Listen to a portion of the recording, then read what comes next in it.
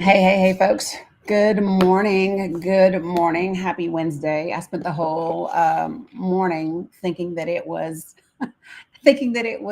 Tuesday. Don't ask me where that came from or how it happened. If you are on YouTube, make sure that you say hello so that I can greet you. What's up, Irene? Good to see you. Hey, Queen. Hey, Tootie. What's up? Hey, Margaret, Amy, good to see you. What's up, Nanette? How is everybody? What's up, Lords? Hospice Nurse Shawnee, good to see you. Hey, Alejandra, good to see you. What's up, Kim and John and Mel Gray and Sarah and Dan? Christine, good morning. What's up? How is everyone? I am only on TikTok and on YouTube today. I am not on Facebook because I just can't. Because I just can't. How about that? Amy, it went really, really well. However, I did have like a significant discomfort afterwards, and so I did nothing else after that. What's up, Farah? Good to see you. Hey, Blue Nevada. What's up, Cam? How are you? Win Dixie. What's up, Micro? I think I saw Witch. What's up, Ryan? Hey, Hector. Good morning, Grayson. How is everybody? What's up, Conchita, Mila? Mila, come here, please. Okay, listen, I know that you want Bella to play with you, but Bella was going to finish. She'll play with you when she finishes watching her videos. Okay? What's up, Morty? How are you? Hey, Red Hot. Good to see you as well. What's up, Pie Slice? Mila, come here. Come here. Okay, well, don't. That's okay. What's up, Veronica? Hey, Lisa. Good to see you. Yeah, Lisa, I popped into Facts this morning, and it has been a very eventful day. Jedi, do me a favor, put yourself on mute until I get to you. I'm going to go ahead and add you to the panel, though. Okay. Guys, when I bring you to the panel, do me a favor, put yourself on mute until I get to you. What's up, Chef Ryan? Good to see you. Dirty Bad Bloggers, good to see you. Linda, it went really well. Y'all give me just a second, please. Hey, Mila, do you want to go see the Minecraft movie today or not? Because I'm going to work. When I finish working, we're going to go see the Minecraft movie.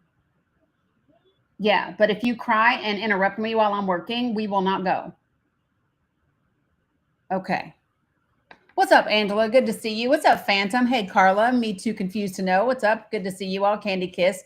The movie is so good, Morty. Yeah, so I'm going to take them. I had planned to take them to an amusement park. However, we've got rain, and so yeah, not really gonna do that. Yeah, Cam, you heard it right. Shh, just like that. What's up, Vashti? That's how you know it wasn't real to begin with, right? Hey, Lynn, good to see you. Hey, Tiny Dreamer. Yeah, Christine, ain't it though? It was just immediate, like just sucked it right on up, didn't she? Right? I'm just saying, yeah. Have you all seen some of the clips from the Minecraft movie? Like some of the movie theaters have had to pause the movie because people brought a live chicken into the movie. People threw popcorn everywhere. Like it was crazy. And so I was like, okay, so can we be decent human beings, please? Can we just not act crazy? Yeah, it's been really crazy. Cam, go if you go to YouTube, you'll see you've seen the movie Phantom. Yeah, Janice, a live chicken, a live chicken. It's just nuts. So we're gonna do the matinee, right? Hoping that that will mean less craziness, less whatever, right?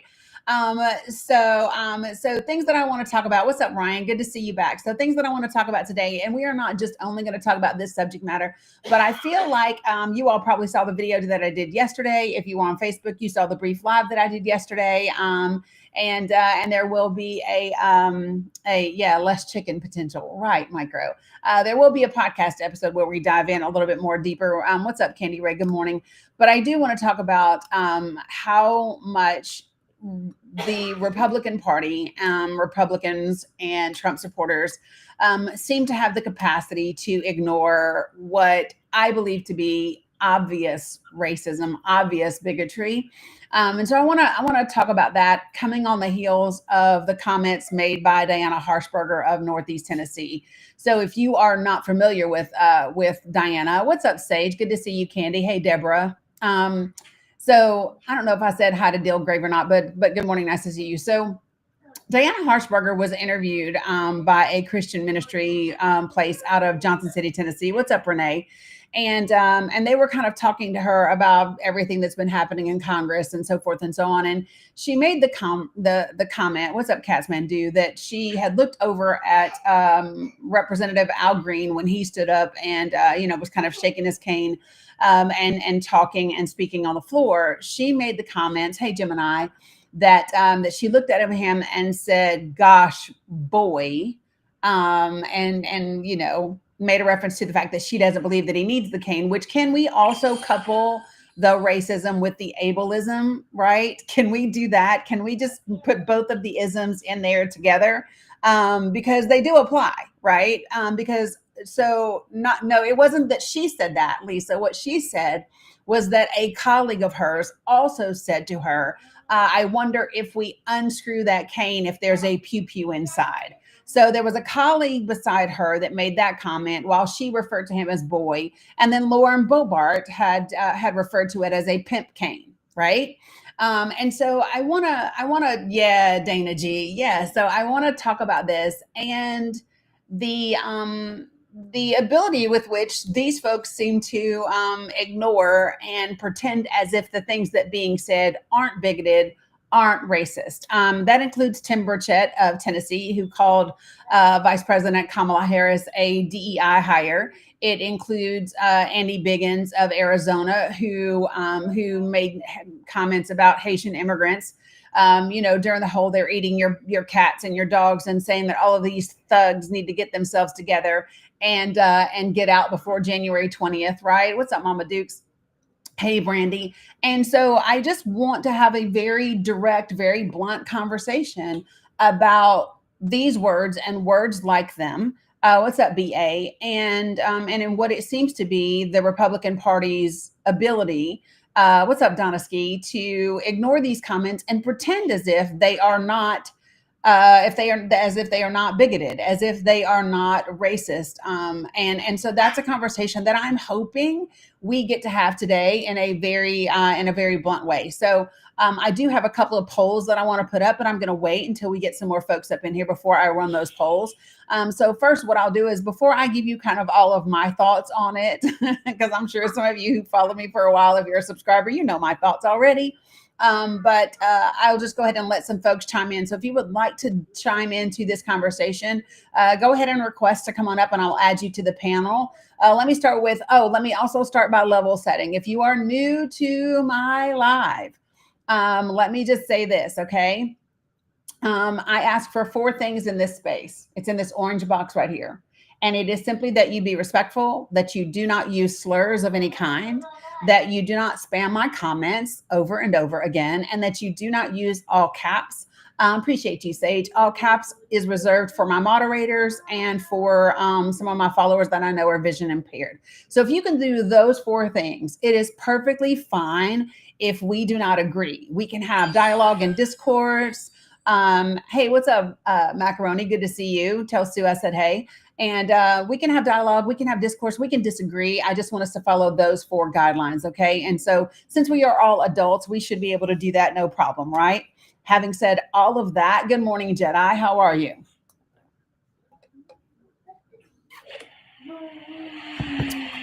Do I need to send you an invite to unmute? Let me do that for you.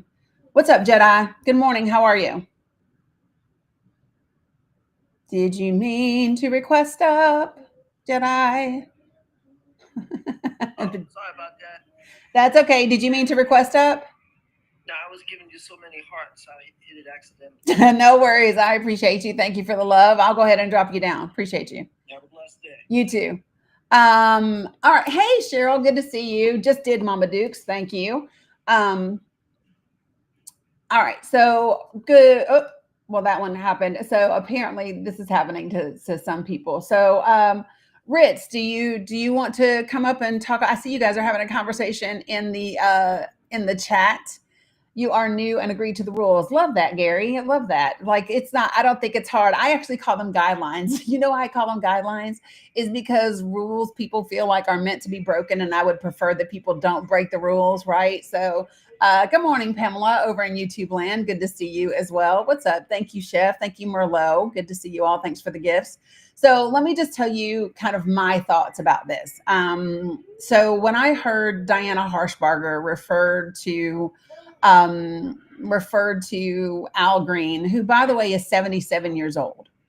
So for me, when I look at someone who is in their late 70s and their early 80s, I was taught that adults, especially elders, get treated with a degree of respect.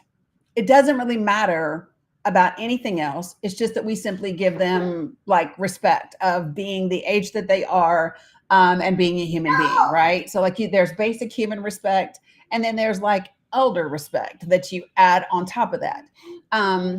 It doesn't mean you have to respect all of their opinions. It doesn't mean that you have to, respect everything that they think or say, because they could be bigoted, they could be whatever, right? But you still give them that respect for just the age. Okay. And so in no way, shape, or form would I think that the word boy would be applicable to Representative Al Green. Maybe colleague, maybe peer, maybe representative, maybe sir, maybe gentleman, right? Like, good gosh, sir, right? Even guy, good gosh, guy, right? To me, the good gosh boy takes me all the way back to the roots of that word, with regard to racism, right? When I bring you up, go ahead and put yourself on mute. Yeah, there's a whole bunch of other words that you could use. And so for me, when I look at Patriots 147, go ahead and come on up. Let's have a conversation. So when I think about why people use those words, right, Veronica, it's a dog whistle. And I will say this, okay? I will say this. I pay attention to the degree in which certain words roll off people's tongues. I don't know if you all do this or not, but I pay attention to how easy it is for someone to say certain words, because you get an idea of just how frequently that word is part of their vocabulary, right? How natural it comes to them, right, Cam? And I think that that plays a part in me saying, "Huh, well, look how just like it just rolled off the tongue." You know what I mean? So I pay attention to those types of things.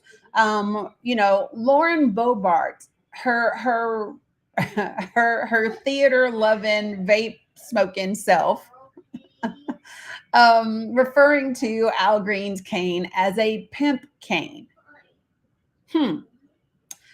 Why, of all the descriptions, and what about the cane made it a pimp cane? I didn't see like snake skin, I didn't see fur, I didn't see, the things that you would normally associate with that depiction. And let's just ask ourselves this question: when is the last time we have seen a depiction of a pimp with a cane? Right, Donoski, it's only because he's black. It's only because he's black. That is my opinion. That is 100% my opinion, because I don't know if they saw a white man in Congress with a cane that they would refer to it as a pimp cane. What's up, Jessica Simone? Good to see you. Right? Okay, girl, got you. And so Melinda said it's 100% the reason. Yeah, that's 100% what I happen to think, right? And folks, when I bring you up to the panel, just go ahead and put yourself on mute until I get to you. Hey, Brianna, I sent you an email. Did you get it?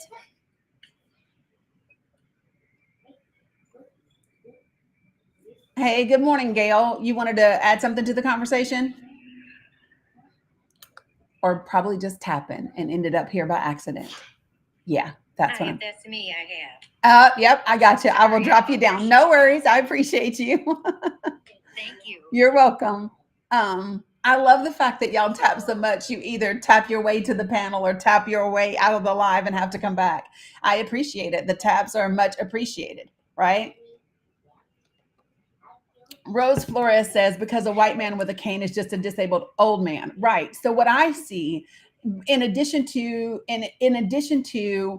just the derogatory reference, right, in terms of the pimp cane and the boy, to me, good morning, Salt and Sassy. To me, the pimp cane and the boy, not yet, mini gigabytes, not yet. I think those two things are indicative. What I hear there is bigoted from a place of racism, right?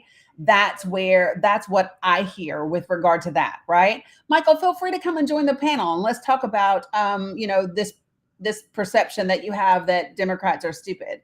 Let's talk about that because I don't believe every Republican is stupid, right? Let's talk about that. If you're a real person, not a bot, and want to actually engage in a conversation, we can do that. So what was I saying really quickly before I add people to the panel? What was I saying? Oh, so when I hear boy and I hear pimp cane, that's where I hear the racist bigotry, right? And then when I hear the you don't need that cane, that is where I hear the prejudice towards Black people when it comes to healthcare, right? Let me add the pew pew inside the cane. That's where I also hear the racism. So for all of the people who don't understand that we have disparities in healthcare amongst different races of individuals, this is a prime example of why we do. And how a Black man with a cane is automatically perceived as someone who doesn't need it. But then white men with a cane in Congress, no problem whatsoever. Surely to goodness, they are exactly what they appear to be. So folks, I'm going to add 3 people to the panel. Do me a favor, put yourself on mute until I get to you, please. And then we will go from there. And if I put you up here and you were just tapping away and you didn't mean to come up, let me know and I will drop you down. So right now I have Charles, I have China Banks, I have Chris, and I have Guillermo. Is there anybody that's up here that did not mean to tap up to the panel and needs to be dropped down? Or did all of you intend to be here? No worries, China. I got you. I'll drop you down. I didn't. I was just tapping. Okay, I got you. No worries. You only doing opposition? I'm not. Oh no. I don't do that. I don't do opposition and friendlies. I just think that that's I don't think that's a wise thing to do. So I don't do it. I just let people talk. No, I got you. Well, Yeah. I mean, a lot of people do. Yeah. So what's going on with y'all? Okay, so the topic that we're kind of talking about today, About America so far, because I'm not. Yeah, no, I'm not. But I don't know if you saw the comments. Make sure you're on the same side. Yeah, I don't know if you heard the comments from Diana Harshbarger. She was being interviewed by a Christian ministry out of Johnson City, Tennessee, and she was talking about Al Green. And when he stood up and he objected and he was kind of shaking his cane, and she made the comment, she referred to him as a boy, right? And she referred to him as boy. She talked about a colleague of hers saying, "Oh, I wonder if we unscrew his cane, if there will be a pew pew inside." And then you have Lauren Boebert, who referred to his cane as a pimp cane, right? And so my question is, why do folks seem to readily be able to overstep and not address the bigoted and racist comments that we see coming from the Republican Party? Because they want that. They really want it. They're happy about it. Yeah. You're going to see a lot of this. That's why they voted, so they could be racist. So you're of the opinion. Do you mind me asking? Are you down south? No, I'm in Kentucky. Well, I got you. Yeah. So I'm in the first state to concede. Yes, you are. Yeah. Yeah, you're in a state. You're in a state that definitely has like issues because you're in a state that elected Andy Beshear and Mitch McConnell. Like, what in the absolute hell? I'm sorry for Mitch McConnell. That's not our doing. Yeah, no, it is. Y'all did it. Like Kentucky. Kentucky did it. Wasn't me. Yeah, Kentucky has no idea. What's up, Guillermo? Your show seems fun. I like you. You seem to be for all. Chris, you're funny as hell. Thank y'all. Yeah. So no, I mean I'm sorry for Mitch McConnell. That's all I can say. Yeah, I mean it's just interesting to me that you get those same people from the same state, which is just really wild. Mitch McConnell was kind of before me. Like I'm 49, so he was in there way before me. Yeah, but he keeps getting reelected though. He ain't now. Yeah, I mean, he's not going to run, thank God, because he doesn't need to. But yeah, we are done with him. We're done with the Mitch McConnell reign. Yeah. So, so let me just see, somebody else is requesting up. Let me add a couple of folks to the panel real quick. Gamero, did you want to say something in reference to the topic?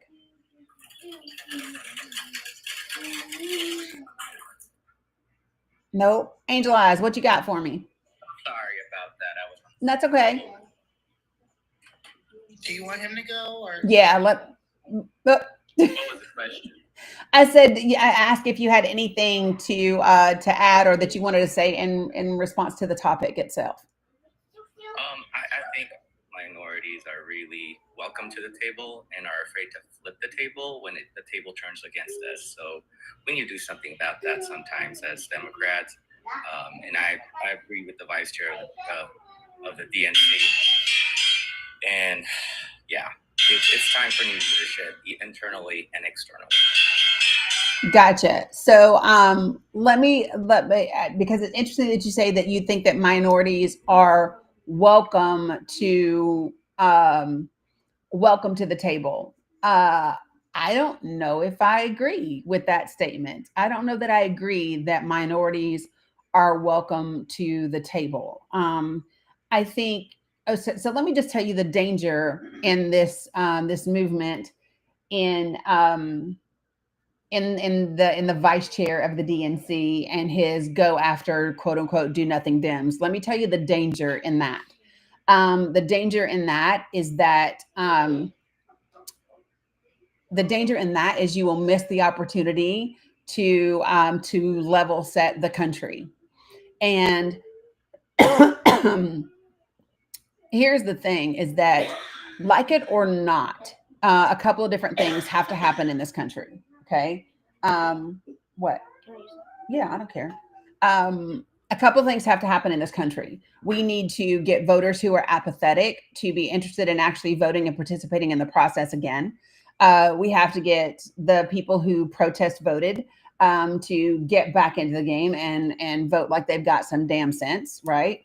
And then I think third is we have to get kind of independents, middle of the road Republicans, folks that aren't, for whatever reason, they may have voted for Trump, but they didn't expect what they're getting, even though they absolutely should have, right? Those people have to also come to the table and be active and be voting. And I think if your focus is to go after what some people would consider do nothing Dems or Dems that aren't progressive enough out the door, you are going to miss a good majority of the group of people that we need to get back on board and voting in the process. I think it can be too much too fast. I don't think so. I think we've had 60 years since civil rights movement on the opinion of moderate ideas, and inherently it hasn't worked for us at all. Even Dr. King knew that, and Mr. X knew that. We all know that. Even civil rights leader in the Latino community knows that. We really haven't done anything for my people, immigration-wise, both parties at this point, but I expect more from Democrats as their platform is diversity, inclusion, and equity. And so that's where I'm stemming this from.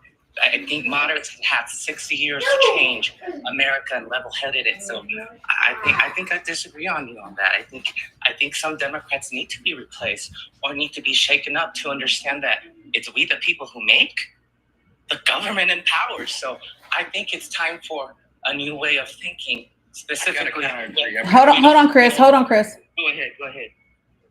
I said I'm kind of disappointed with Democrats right now.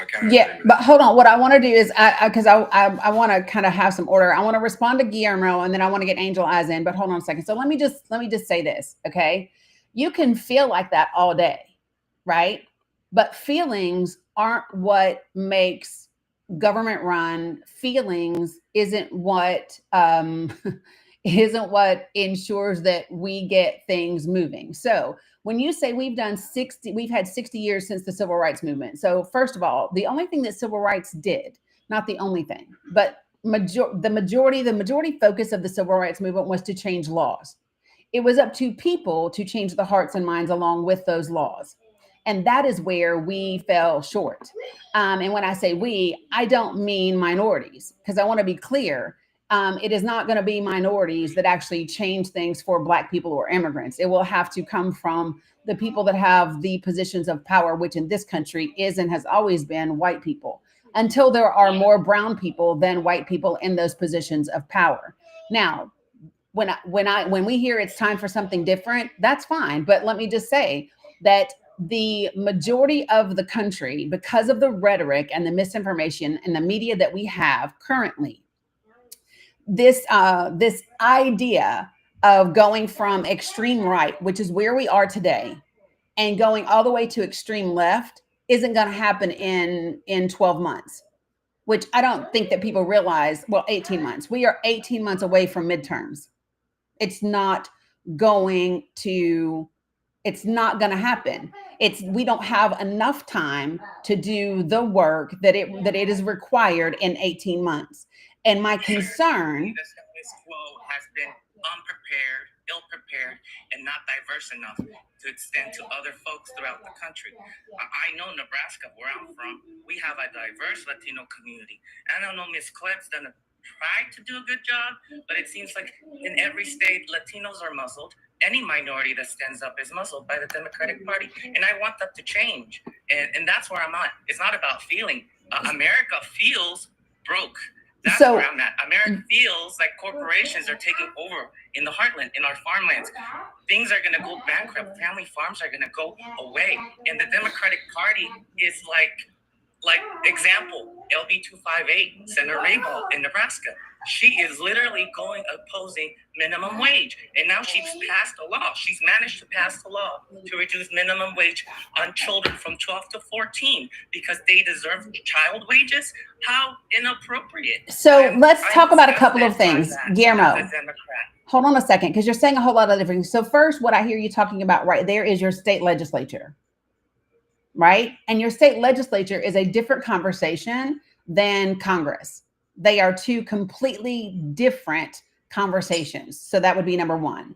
Number two, hold on a second. Please do me a favor. Guillermo, we don't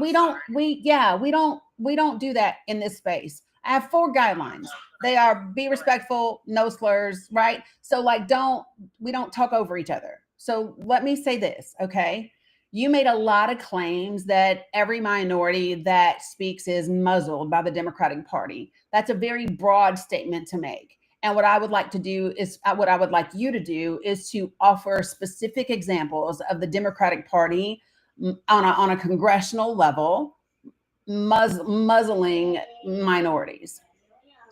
Well, when you have a high population, Latino population in the state of Nebraska, and the Latino representation is not where it should be, that just tells me everything. Or when internally you go in and you want something done with Latino people and there's roadblocks in every specific area. It doesn't matter the caucus in each state. I go to other states. It's the same thing no matter where I go. Where are the brown faces? Where are the people?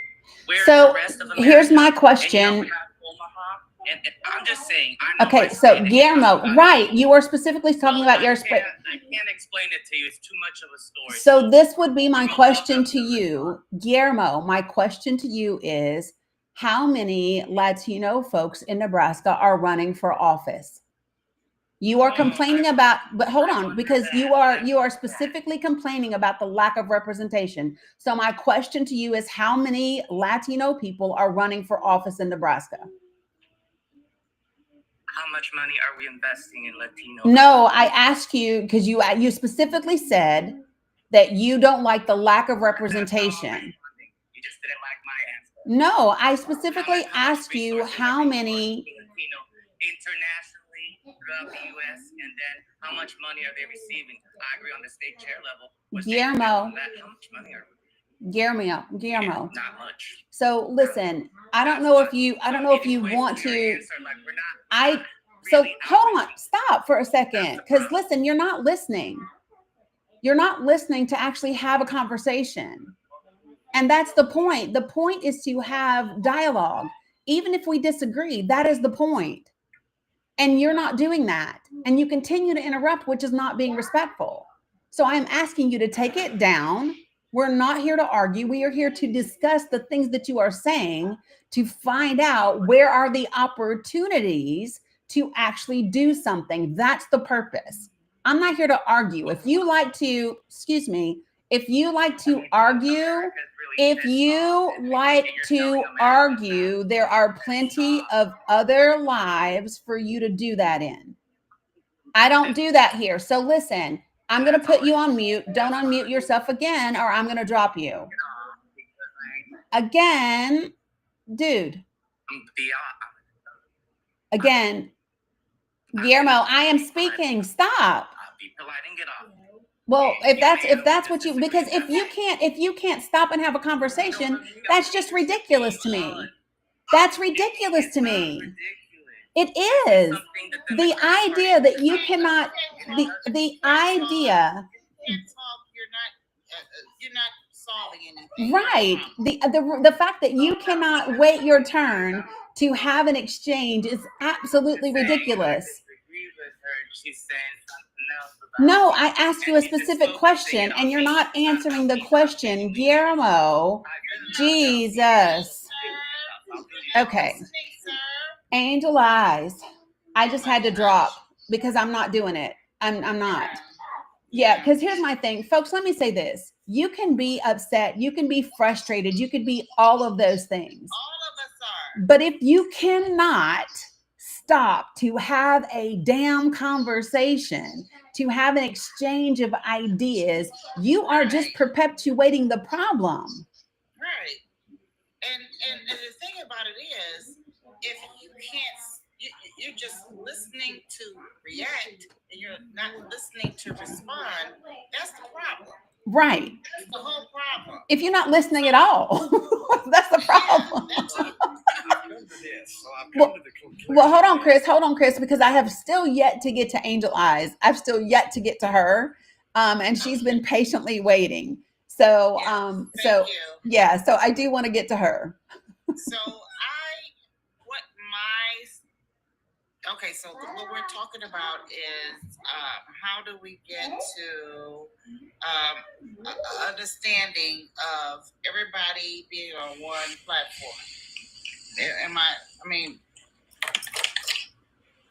Understanding. I mean, what was the thing? Yeah, so I mean, what we started out discussing was, so Diana Harshbarger made some recent comments. And I'm going to mute you just while I talk because you got an echo. Hold on.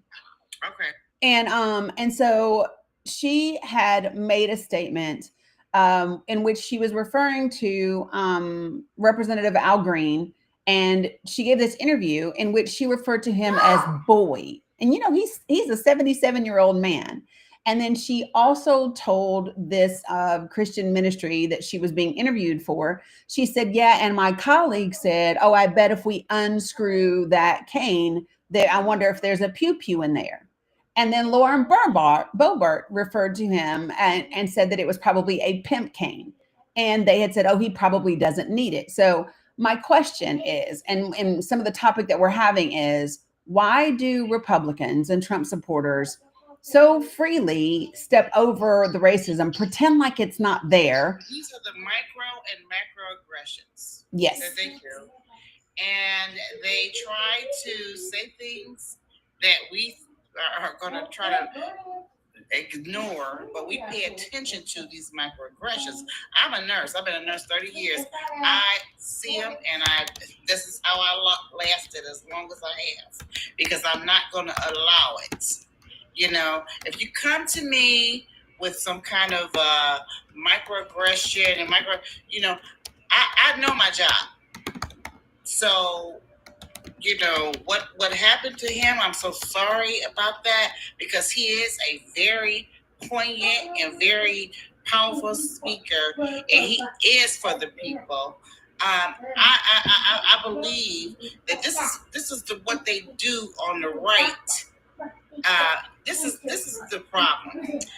They want to divide us. They want to divide us as right and left. Okay, and the left is the more down to earth. We want to listen to your problems. We want to fix it.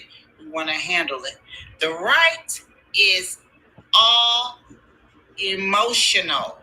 It's all emotional. It's never conservative. How is it conservative? What are you conservative, sir? Mm-hmm. What are you conservative?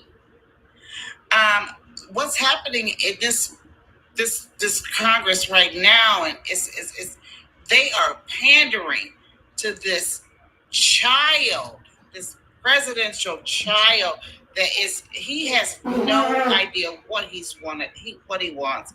All he wants is full control.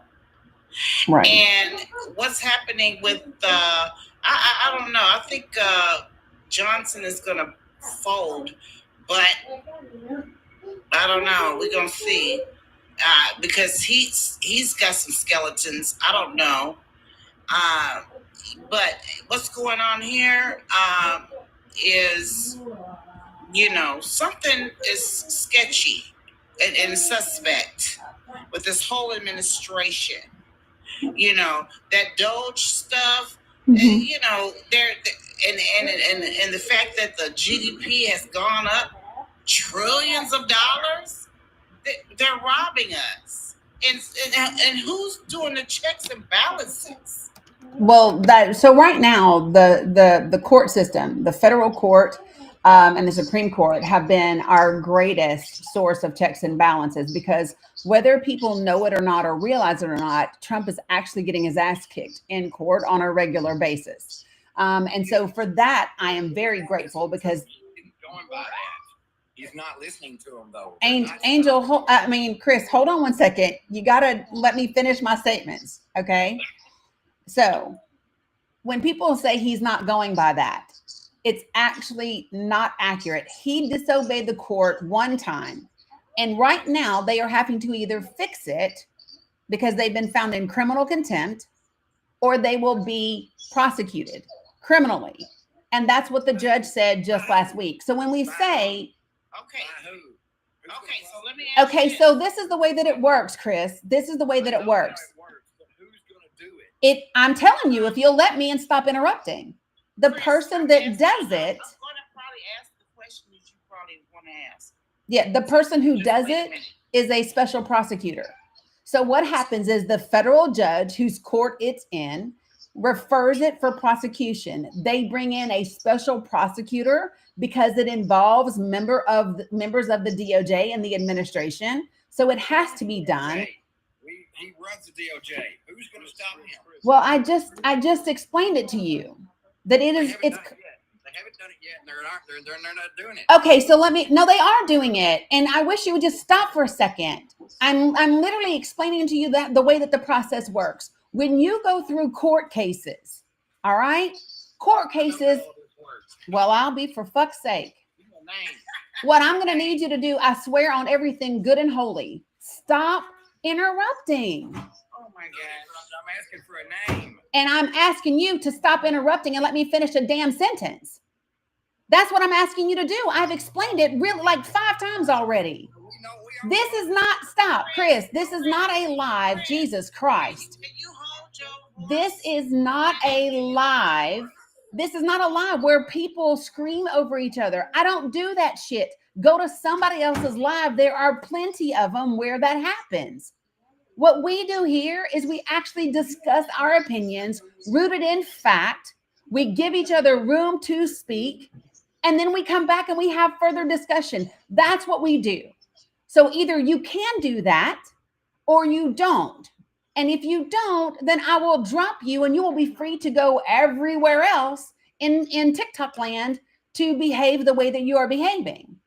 And I'm saying that we all know how this works. Even people are saying in the comments, we all know how this shit works. We need a name. Chris, you don't have no self-control, do you? Who's gonna stop him? Chris. You know what? Your white privilege is showing itself. Oh, you're fuck not that. controlling Fuck that yourself. bullshit. I don't agree she with is that. Really trying to help us right now. That's bullshit. You know it. That's bullshit. You know it. All right. So let me handle Chris for a second. Let me handle Chris. Chris. Chris, are you able to be respectful Yes, and I listen? need a fucking name. Well, Who's gonna I'll fucking be stop me? damned if you didn't just speak over me again. Who? Give me a name. The name is Drop. That's the name. The name is Drop. That's the name. Fragility and that privilege. It just makes no sense. Oh my Lord, have mercy. No, he's not frustrated. Whoever said he's frustrated, no, he's not. So listen, I'm going to say this. He's coming here as a troll. Let me just say this, y'all. Listen, it's very simple, folks. Okay. You are not going to talk over me and everybody else. You are either going to let me answer the questions and have a conversation, or you're not, right? And you either want to do that or you don't. And if you don't, you will get booted. It's not hard. Y'all are acting seriously like children, worse than children. It's really crazy. Jesus. All right. So listen, folks. When a federal judge says, I will refer this for criminal prosecution, and we understand that that involves members of the DOJ and the administration, that requires a special prosecutor to be brought in from somewhere else that is outside the realm of the DOJ. That's what it requires. Now, when you say, give me a name, I'm not fucking Miss Cleo. I don't have a name for you because the shit hasn't happened yet. Right? So what happens is there are plenty of prosecutors that can be chosen to do this job. Yes, like we did with Jack Smith. Right? I don't know every potential special prosecutor on the face of the earth. Right? But that's what it would be. So let's just be clear, folks. When we say, yeah, y'all know, I don't mind to tell, I'm Gen X all day. I remember Miss Cleo, right? When things were 99 cents a minute, the 999 numbers, all of that, right? I was a Miss Cleo. I'm just saying. So this is the scheme of things, and the justice system does not turn as fast as we might like it to, right? Do I think that Merrick Garland was an issue when it came to the timing of the prosecution in Trump's case? Absolutely, I do. 100% I do. I think that in an effort to quote unquote get it right, they delayed too long and we ran out of time. I think that, while Jack had all of his bases covered in terms of every potential argument, right? We got hung up because we waited too late to file. And we should have done other things. I hear you, right? But when people say, see how that turned out, let me be clear. That would have turned out with all of the asses going to jail if the American people hadn't reelected his ass. So the reason it turned out the way it turned out is because some of y'all didn't damn vote. Some of y'all voted in protest votes. Some of y'all stayed the fuck home. Some of y'all voted third party. You see what I'm saying? And then some of y'all actually even voted for this man. So when you say to me, you have to ask Elon Musk as well. No, I don't go down that road because I don't want to get my live flagged. But when we talk about see how it turned out, the court cases, because unlike many people who speak about those court cases, I've actually read the indictments. How many people can honestly say, now some of y'all have been with me while we've read them on this live, right? But how many people can actually say on your own, you've read the damn indictments? Because I have. I've read the testimonies. I've read a couple. Yeah, I mean, in detail. I've read the testimonies that nobody saw that were on the January 6th committee. I've read them. And that is why I can tell you that was an airtight damn case. But guess what happened? Too many of y'all sat home. Too many of you voted third party.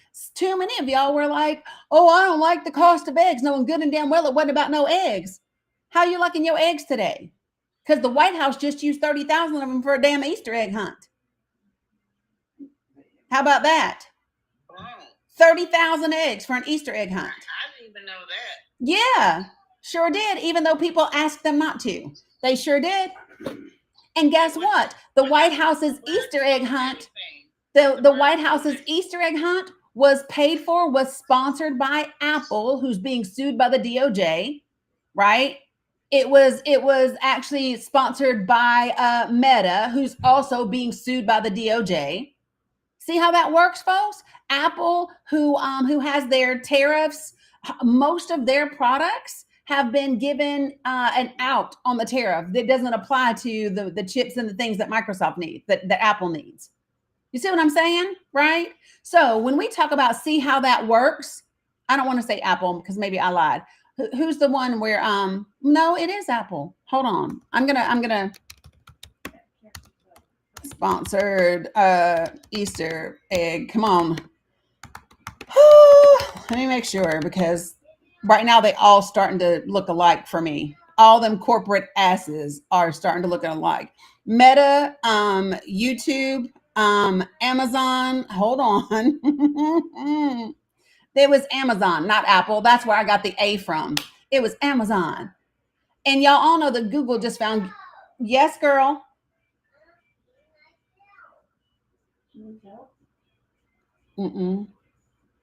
She did it. Okay, Grammy's helping.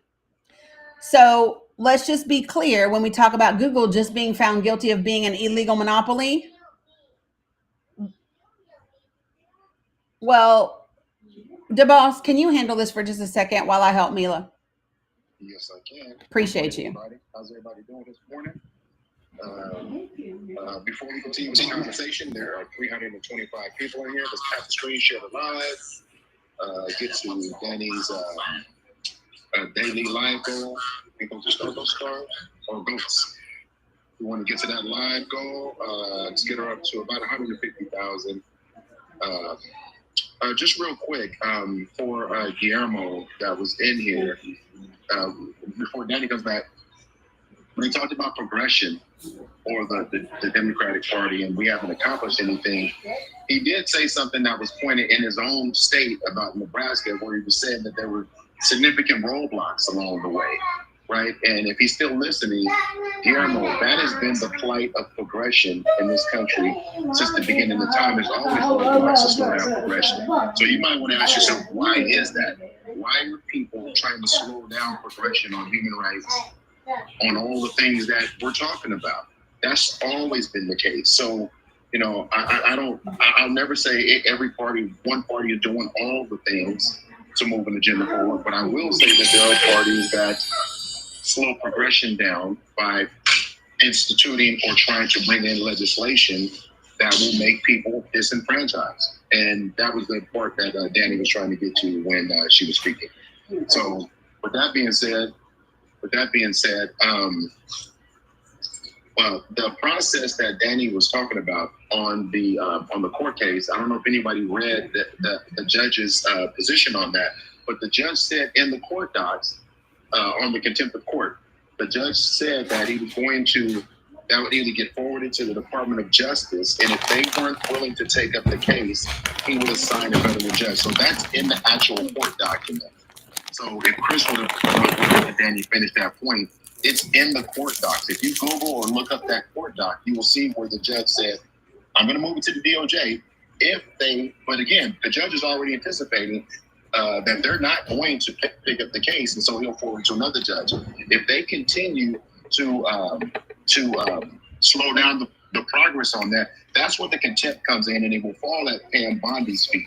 Yes. Okay, so we need to be clear of that. So, but Chris wouldn't allow this conversation to happen at that point in Danny's live. Danny, I love you to give me 4 mob hours. We just have to allow the conversation to happen and not interrupt so we can get to the facts. Because the one thing that I do know about Danny in her space, if she's talking about it, she's already done the research and she has the detail in front of her. And if she doesn't, she will say, I don't. Hold on for a second. Let me look it up. Just like she just did about Apple and Amazon. So it's not a forum where you're going to get misinformation and you don't have resources to point to.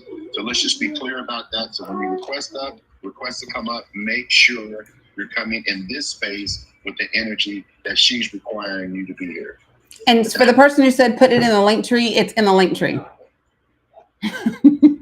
Like literally, I added a bunch of these documents. Appreciate you, DeBoss. already in the link tree. It is all there for you. So, and I do that because listen, this is just a sad fact, but there are too many people, grown people, who will not look things up, who act as if you don't know how to research something. And I wonder, is that something we need to go back and talk about, right? Because the reality is this, okay? Researching something doesn't mean I Google it one time and that's it. Researching something is I look something up, right? I look to see the source that it is coming from, right? And the validity of that source. And then I look up several other sources and not just the articles and their interpretation of the order. I want to go and actually look at the order itself to see what it specifically says. And I'll give you a reason. I'll give you an example. Everybody was arguing about what the hell the word facilitate means. I'm talking about, well, they don't have to do nothing because all it says is facilitate. And that don't mean they got to bring him home and and nah. Here's the thing. The Supreme Court said this. The Supreme Court said, guess what? You have to facilitate his return and and give him it says afford him the process due had he not been sent to El Salvador in error. So this is the thing. When you use that and on there, that means I don't care what you think facilitate means. This is the objective that it must accomplish. So in order to afford, can I ask a question? Yeah. Is there a person that is against what Trump is doing, like a lawyer or attorney, any kind, that is going to compensate this man for his things that he's been through? So that's 10 steps ahead and we're not there, right? So here's my thing. I think the first thing that has to happen is you got to get him home first. Once you get him home, he has to go through due process. Okay. Once he goes through due process, the same attorneys that are suing on his behalf now, they have the ability to sue the government for punitive damages. They have the ability to do that. But first, I mean, that's like so far down the road that first we have to get him back. First, we have to go through due process. First, we have to do all of those things. And we're just simply not there yet.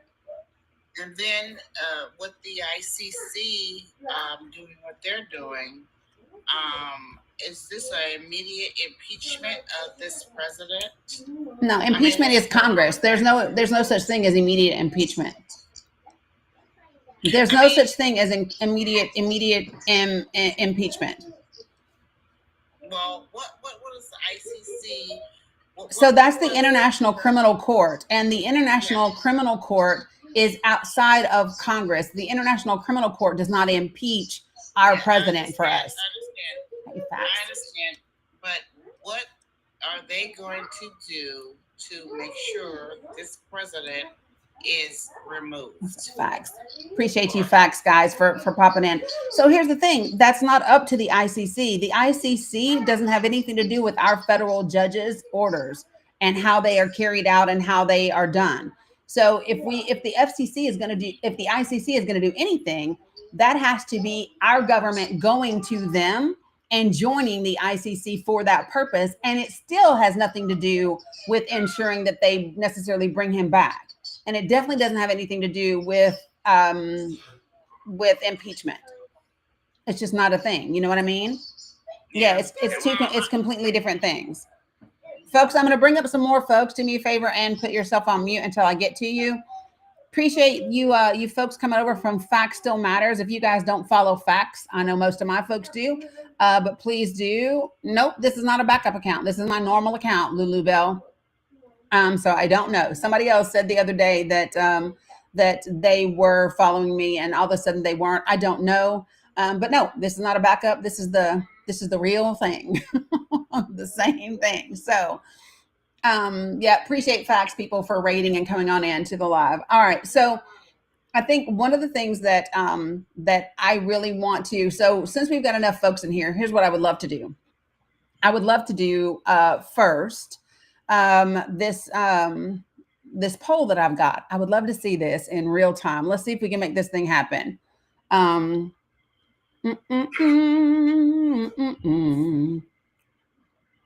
my Lord, stop doing that.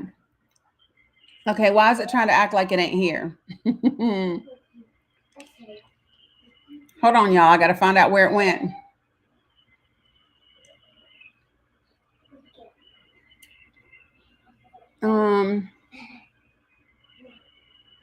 Oh my sweet baby Jesus. Why are my polls gone that I just did before this live? Does anybody know? No. I do not know. Yeah, you know I don't know. And if I can't fix it in a minute, we're gonna move right the hell on. Because that's how I do. But let me just see real quick. Let me see if I can do it real quick. Give me 1 second, guys. And while I do that, the boss, I know you had jumped up here to kind of weigh in. I don't know if you covered that while I was gone handling Mila or not, but if not, please do. Well, I actually wanted to get back to what you were saying about information and how we, you know, as people absorb information. You know, if you look at everything in our normal lives, like people are headlines and then they move on from that. People are just moments in time. I mean, if you think about it, that's why companies have to put on their commercials, "Do not try this attempt at home," because people don't use their knowledge and common sense like we think they should. You know, that's why they have to put, you know, very hot on a cup of coffee, because people don't use so people are just headlines. You know, I take the information in, I feed from emotion, and then I react. And Chris was a perfect example of that, because Chris is asking us to give him something that he can just readily go find, and it's not hard to find. Like, this information is not hard to find. No. But we're asking our elected officials to do all things, right? And it's like, we do have a responsibility. We have a responsibility to do some work, put in some work, if we want to see progression. Yeah. We just can't lay it at the feet of our elected officials. No. And so let me just tell y'all, the first poll, I have a 2-part poll today, right? So the first poll is up in this little left-hand corner. YouTube, you don't have one, sorry. But you guys do over here on TikTok. And so the first poll is really simply, do you have Republican or MAGA folks that are in your friends and family? I would love to see what percentage of you all deal with that on a regular basis. And then the second part of it is going to align with the topic that we're having right now. Okay. Yeah, no. So listen, so when people say who was going to stop him, the answer is very clear. Us. The Supreme Court and the federal court system is going to be what pumps the brakes. It's going to be the things that cuts off a lot of the things that that he is doing right now or attempting to do. Right. So that's what's happening currently in the moment right now. But while they are doing that, because the court system is the checks and balances at the moment, while the court system does what the court system does, it is our responsibility in this moment to be having these conversations, to be doing the work, to be rallying folks together, to be getting with people who aren't participating in the process and having discussions to bring them on board and bring them up to speed and make things happen. It's us. We are the end result. The court system is to give us time to have our midterms and make a change. That's what the court system is for. Does everybody get that? Yes, no, maybe. Y'all do, y'all don't. So let me just tell y'all something. 83%, it was up at the top, Deb. 83% of you all, that's an astounding percentage, have friends or family members that are Republicans and or Trump supporters, right? That's a huge number. Okay. I'm definitely ready to go out and stomp. Right. I'm definitely ready to stomp. You never saw it, Amy? Let me see if it'll let me put it up one more time for a little bit longer. Give me 1 second. Oh, it's supposed to be still going. Damn. Don't ask me why, but there it is. It's up there. See the little clipboard that's up here? It's up there. Do y'all see the clipboard? Because there's a second part of that that I want to do after that. So while we do that, let me go ahead and I'm going to go in this order. I'm going to go J.K. West, then I'm going to go Maple Leaf, Outsider, and Camille. So J.K. Okay.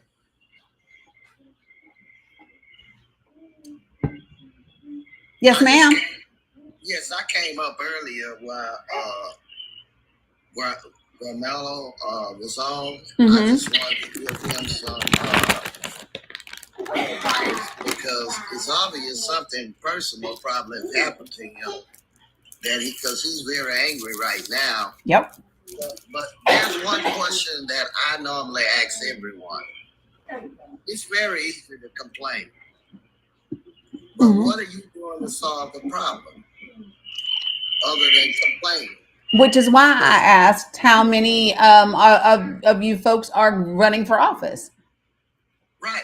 I mean, that's not in this day and time, and at my age of 74 years old. Cause see, I can tell him he don't think he doesn't have it hard.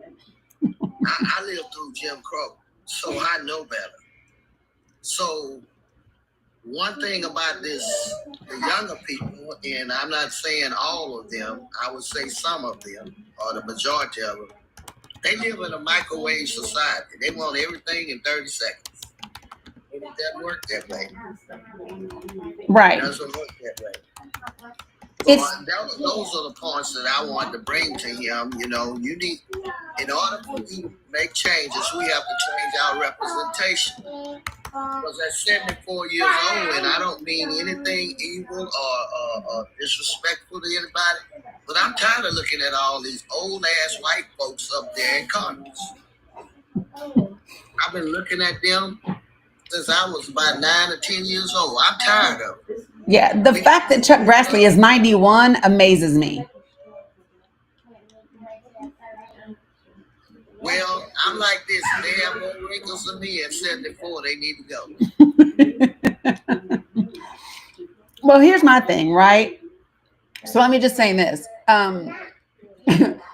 When we think about 91 years old, most of the time we think that those people, like, they're probably not driving. You know what I mean? There are certain things that we think at the age of 91 people aren't going to do. And it's crazy that we are not doing that when it comes to Congress. You know what I mean? It's crazy to me. Absolutely. But, you know, every now and then you can see an exception. I have a sorority sister, she's 94 years old. She put the boots on the ground. She got all the line dances down and everything. And she exercised probably 5 or 6 hours a week. Okay, but back to your original thing is why are these Okay, hold on. I want to address two things that are being said in the comments. Make it make sense. And Renee Raven, both of you all are saying term limits. Folks, listen. We are the term limits. No, we are the term limits. If we don't want people in office, vote them the fuck out. That's just being lazy. When we say, oh, somebody should only be in office 2 terms. No. What if they're doing a fantastic job and they're 48 years old? No. You are the term limit. Exercise your right to vote and vote them out. See, Americans are lazy. We want a system that does it for us. That's why the hell our democracy is in danger right now, is because we just put democracy in a crock pot and thought everything was going to cook perfectly.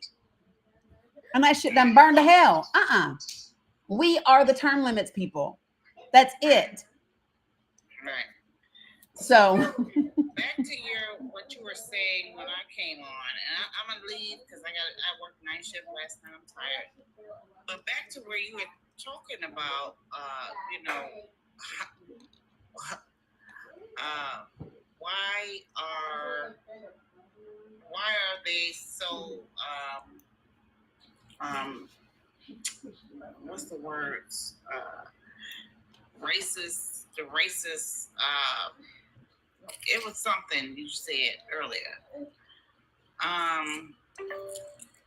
Yeah, I mean, sorry. I don't like the fact, I don't like the way that people just are willing to pretend as if this is not a thing, you know? I just want to say also that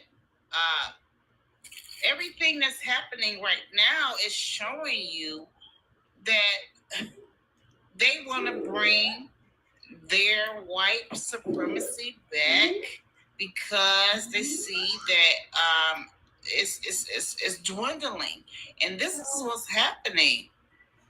You know, the Republican Party is doing exactly what they have always done: is bring.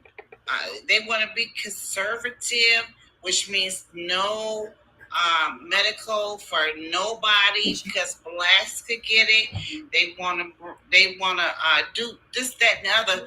But listen, this is happening all because all of these Republicans just don't want blacks involved. Anybody that's color or black, and that's the period. And I'm gonna leave it at that. And you can leave. You can drop me. I'm done. All right. Tired. All right. Go get you some rest and be safe. All of it. Honestly, Danny, I'm tired of all of it.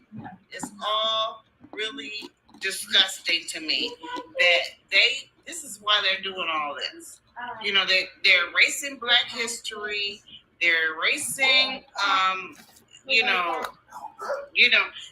they're burning books. This is what he did in his first administration. He burned books and must books. And nobody can be who they want to be.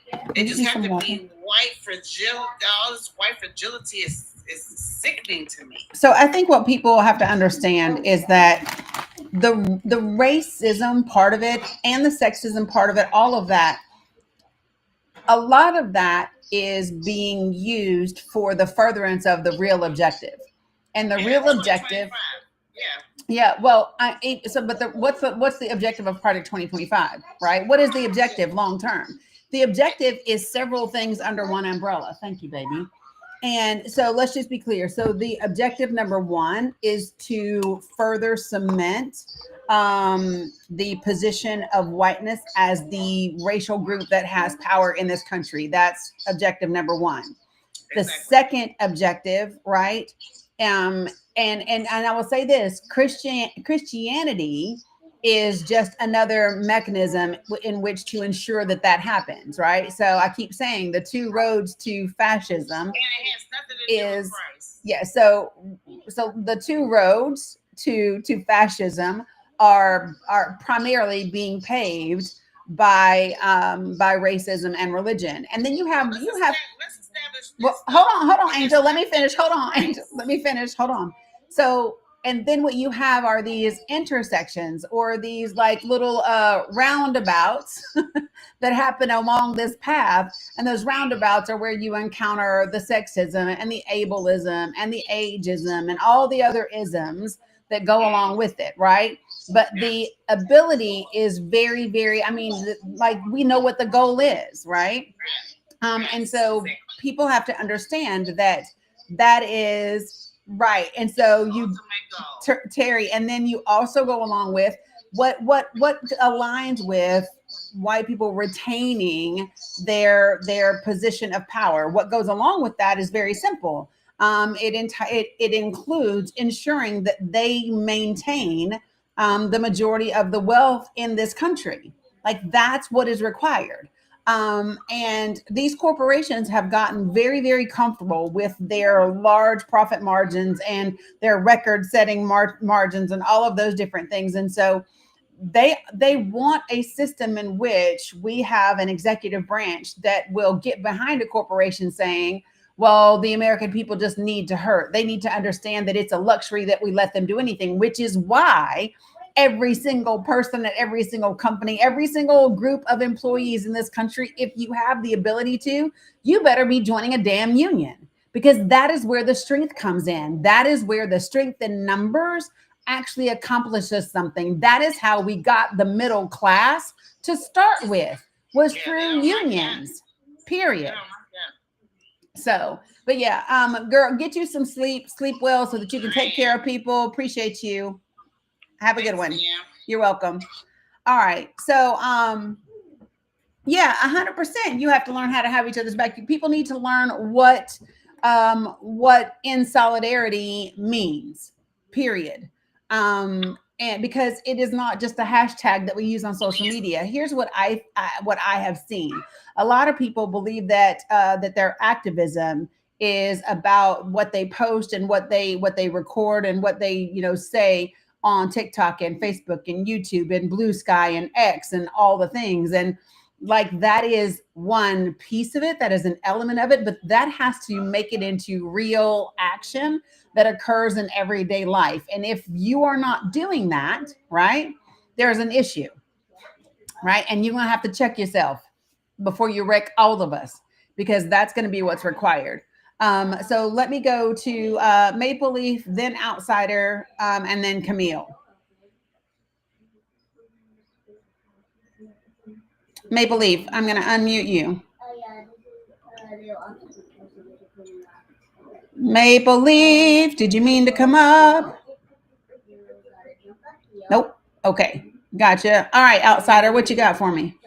Hello, Danny. So I wanted to go back to what you said about whether or not you have family and friends that are part of the MAGA group. Yeah. And I'm probably in the minority side. All right. I have more people around me, especially where I live, who are some type of MAGA supporter. And what it has done is I have actually cut ties with a lot of people. But I am I'm a Virgo and a realist, so you're going to hear it from me. I'm not going to cut ties with you without letting you know. Mm-hmm. And what I've advised people when we were talking and I cut them off is, most of these people are married to racists that are being attacked. They have children that are in the LGBT community. They live their lives on public assistance. So to me, you're a hypocrite. Okay? Of the people who are on the side of supporting and wanting things to happen, in my community, most of them are white tea. They're Black, they're Hispanic, they're LGBT community. They do believe in God or a higher spirit. They're from high school, college, they're blue collars, white collars, they're retired people in all financial classes. So I am not seeing it being put into a certain group of people. I'm seeing it in a certain way of thinking. And some of them have actually changed their thought process as things have come to affect them. So I'm hoping what people are doing is looking outside of themselves to see that, it affects everybody, including you. This is not just all about you. This is about our life, our country. There's so much more going on here. Yeah, so here's my thought about that. I think that is level one. I think level one is getting people to understand how it impacts them personally, because that's the first step in getting someone to shift their position.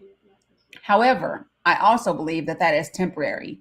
I believe that people who change positions and change their stances based on temporary consequences, that's not permanent change. And I'll give you an example. All right. So we have the civil rights movement. It became illegal to continually segregate people. Being openly racist became politically and socially unacceptable, right? You couldn't do it out loud. You couldn't do it in front of people, because the consequences were you would be ostracized. You could be fired. You could be quote unquote canceled. Like we all of those things occurred, right? And things shifted. There was a change when that consequence of being ostracized and looked down on was removed to some degree, and other people were giving you permission to be it out loud again. Guess what? It came back, because those particular people that it came back for, or that it was let loose again, those people, it never changed in their hearts and minds to start with. So the reality is this: while getting people to make a choice or shift their perspective because of how something is going to affect them works, it's temporary. The only time it is not temporary is when we create an understanding and a connection between those people and us. And too many people on the left don't want to connect with those people over there. And guess what? If you don't, I don't give a shit if we win the midterms. Those people will rally back together. They will come back and we will be like a pendulum, just swinging wildly back and forth. Because without understanding and connection, we will continue to do things that hurt each other. No, So that's absolutely true. Right. I do have one question for you and your thoughts on the situations where Musk is taking business and putting it in his own best interest. Is that something that will have to go through the courts? no. So like all the stuff that they're saying that he's moving information into his own, I call it the cloud, whatever that company he has. Yeah, I think that people will have to, I think that if anybody wants to do anything about it, they're gonna have to be able to prove it. You will have to have a whistleblower in order to prove that that's happening. In order for that to even have a legal standing, you will need a whistleblower, somebody who says that that is an actual thing, that information is taken and being used and given to his private in his private, corporation. Without that, they're just allegations. Okay.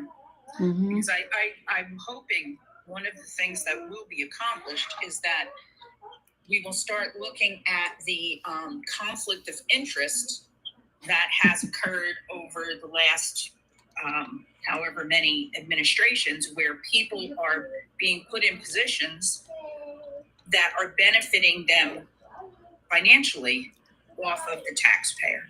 So what a lot of people don't realize, especially like when it comes to Congress, do you know who determines the code of ethics and what is a conflict of interest for, let's just say, Congress? Do you know who it is that determines what those things are and what the mechanisms for resolution are? Do you know who determines that?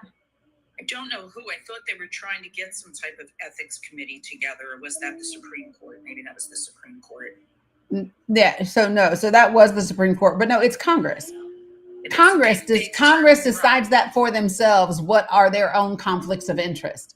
And conflict of interest. Yeah, and they determine whether or not it is or isn't. And I'm going to give you a perfect example. So, for example, Senator Rusty Crowe in Tennessee, he sponsored legislation for the merging of two healthcare systems that he was contracted for. His company was a contracted vendor for these corporations. He sponsored legislation that allowed them to become a legal medical monopoly where they control 97% of the inpatient population.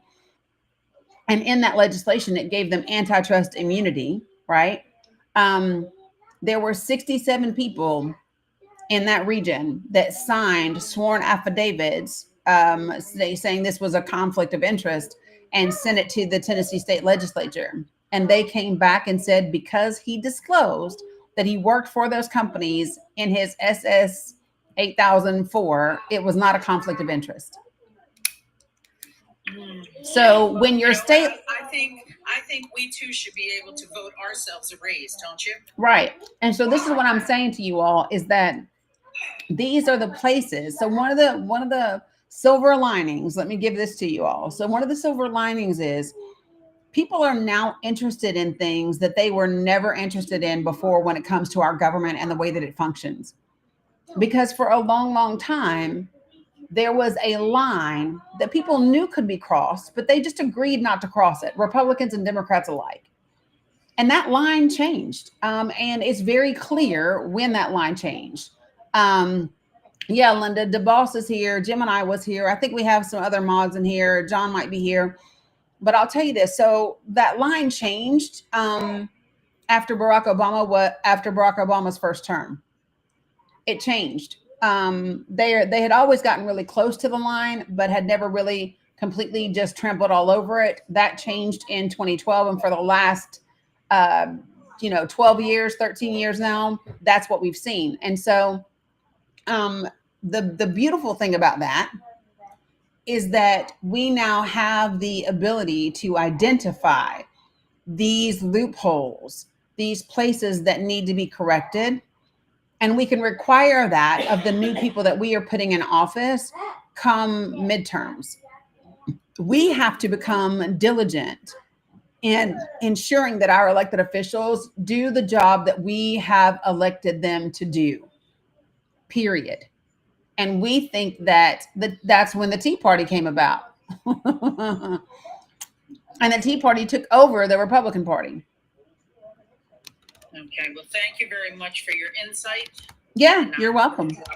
Yeah, appreciate you. Yeah, so folks, listen, when I say this, hey, Wawa, when I say that it was because of Barack Obama, that's not a guess on my part. That's not a guess. You can actually follow the facts and make that determination. You can listen to the words of Lindsey Graham himself. You can pay attention to the political rhetoric that has happened over the last bit. So Grayson, let me just say this. When you all say the Dems need a Tea Party, no, they don't. No, they don't. Oh my God. Oh my gosh. Oh my gosh. No, they don't. What Democrats need to do is get back in touch with everyday people because they are out the fuck of touch. Let me just be very clear about this. Democrats are out of touch with the American people, with the normal average American. That's the problem. Okay. When you think that the way to show solidarity with Black and brown people is to put on some African, what are them things called, y'all? The little scarves they put on, right? And then walk yourself out into the middle of Congress and take a knee for a fucking photo op. You are way out of touch. You are way right. The kente cloth. Thank you, Michigan Mountaineer. Right. My brain was completely blank. But this is my point. When you do that, that shows me just how clearly that you are out of touch. The fact that the Democratic Party still thinks that the way to get Black votes is going to all the Black churches, that tells me you are way out of touch. That is where boomer Black people are. That ain't where the rest of Black people are. That ain't where they are. I don't know how to tell you this, but that's not where they are. And you are missing them because you are still using the things that you believe worked and in the 60s. And we are in 2025. Souls to the polls is not how you win an election. Just saying. That ain't how you do it. Okay? It is not. Young people today, I don't know who are pushing to replace Durbin yet. I'm not sure. Right? It was just announced today. I'm sure we'll see. Got to see who the viable candidates are, right? The requirement is very, very simple, folks, right? Every single race has to be opposed. There has to be a challenger for every single race, right? Yeah, I mean, but yeah, I get you. But the bottom line is they're not talking about things that actually matter to the average person, right? What does the average person really care about? We want a real, tangible solution to what's going on. You want to impress people, make sure that you're not getting a damn dime from companies like BlackRock and all of those other folks, right? Right. People care about healthcare. If you really wanted to impress women and you wanted to get women to vote for you as a Democrat, then guess what? You should have, when you had control of Congress, had ERA added to the damn Constitution. That's what you should have done. People are tired of the damn rhetoric. People want to see you actually do something, not do the bare minimum, not do just enough to meet the quote unquote Democrat requirement. And then when Congress lets out for the day, y'all all head down to M Street and have a damn drink together. People are tired of that shit. It's just like the prosecutor and the defense attorney who argue in court and then go have a drink together and talk about, what deal they can strike that works out best for their record, not the people actually going to prison and not the victim. I'm just saying. And while I'm saying that, so there is a difference between do nothing Dems. Okay, so let me say it this way. So for me, first up is I look at every Democrat that voted in favor of anybody in Trump's cabinet, and they need to go. You hear me? And there are some of them that are included in that I actually like. Missy, don't sing so loud, sis, okay? You got it. But do you see what I'm saying? And here's the reason. And there are some of them that I like I like Elise Slotkin. I do. But you voted for RFK. Absolutely not. No, ma'am. Absolutely not. Y'all voted for people and I don't care if they had the majority. I don't care if they had the majority, because you make the vote so at least the people know you took a stand no matter what. You follow me on that? I don't care. You vote the way you're supposed to vote. And it's not for people like fucking Pete Hegseth, which, by the way, y'all, my latest podcast episode is entitled Hegseth Signals He's Not Qualified. Don't you like that little play on words? I thought about it. I thought it was cute. But anyway, there are those types of people need to go. All right. So let me pop up here and grab Camille real quick. I'm going to put a couple of other people on the panel. Put yourself on mute until I get to you. That would be great. Okay. I think, I'm going Camille and then I'm going Daisy Girl. Thank you. Yeah.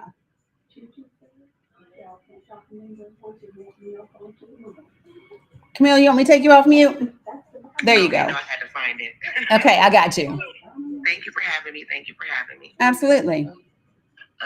So to your topic, why do Republicans and Trump supporters ignore racism? I don't think that they ignore it. I actually think that the majority of them were closeted racists who are now happy to be able to come out of the closet and be on the front street and be racist, or be as racist as they can be. At this point, I feel like it's a race to who could be more racist than the other racist person. It's something I used to tell. I was on to something when I was younger. I just didn't know I was on to it. My dad was born in 1952, and the Jim Crow law ended in 1965. Mm-hmm. And I was like, when Jim Crow went away, racism didn't go away. Everybody just assumes that when it went away, racism went away along right with it. But no. My dad was 60 when he passed away, and there were still people in office who were in office when he was a younger child who were racist at the time. So I don't think that it's a ignorance. I think it is just yes, now I can let my racist flag fly and be who I really truly want to be without any type of recourse or consequence, because the consequence is super minimal. Okay, but I don't see the majority of Republicans saying super racist things. I see, you know what I'm saying? If I look at the entire party, you see the fringe, you see the Trumpers, you see the MAGA folks, right? But you don't see the majority of them saying those types of things. You know what I'm saying? So here's what I think. I think that there is a, y'all know we love these two words, this phrase. There is this cognitive dissonance between who they believe themselves to be and what they support. Okay? And here's what I mean by that. I know people back home where I'm from. And it is like my county back home is 84% Trump, 16% Democrat. Okay.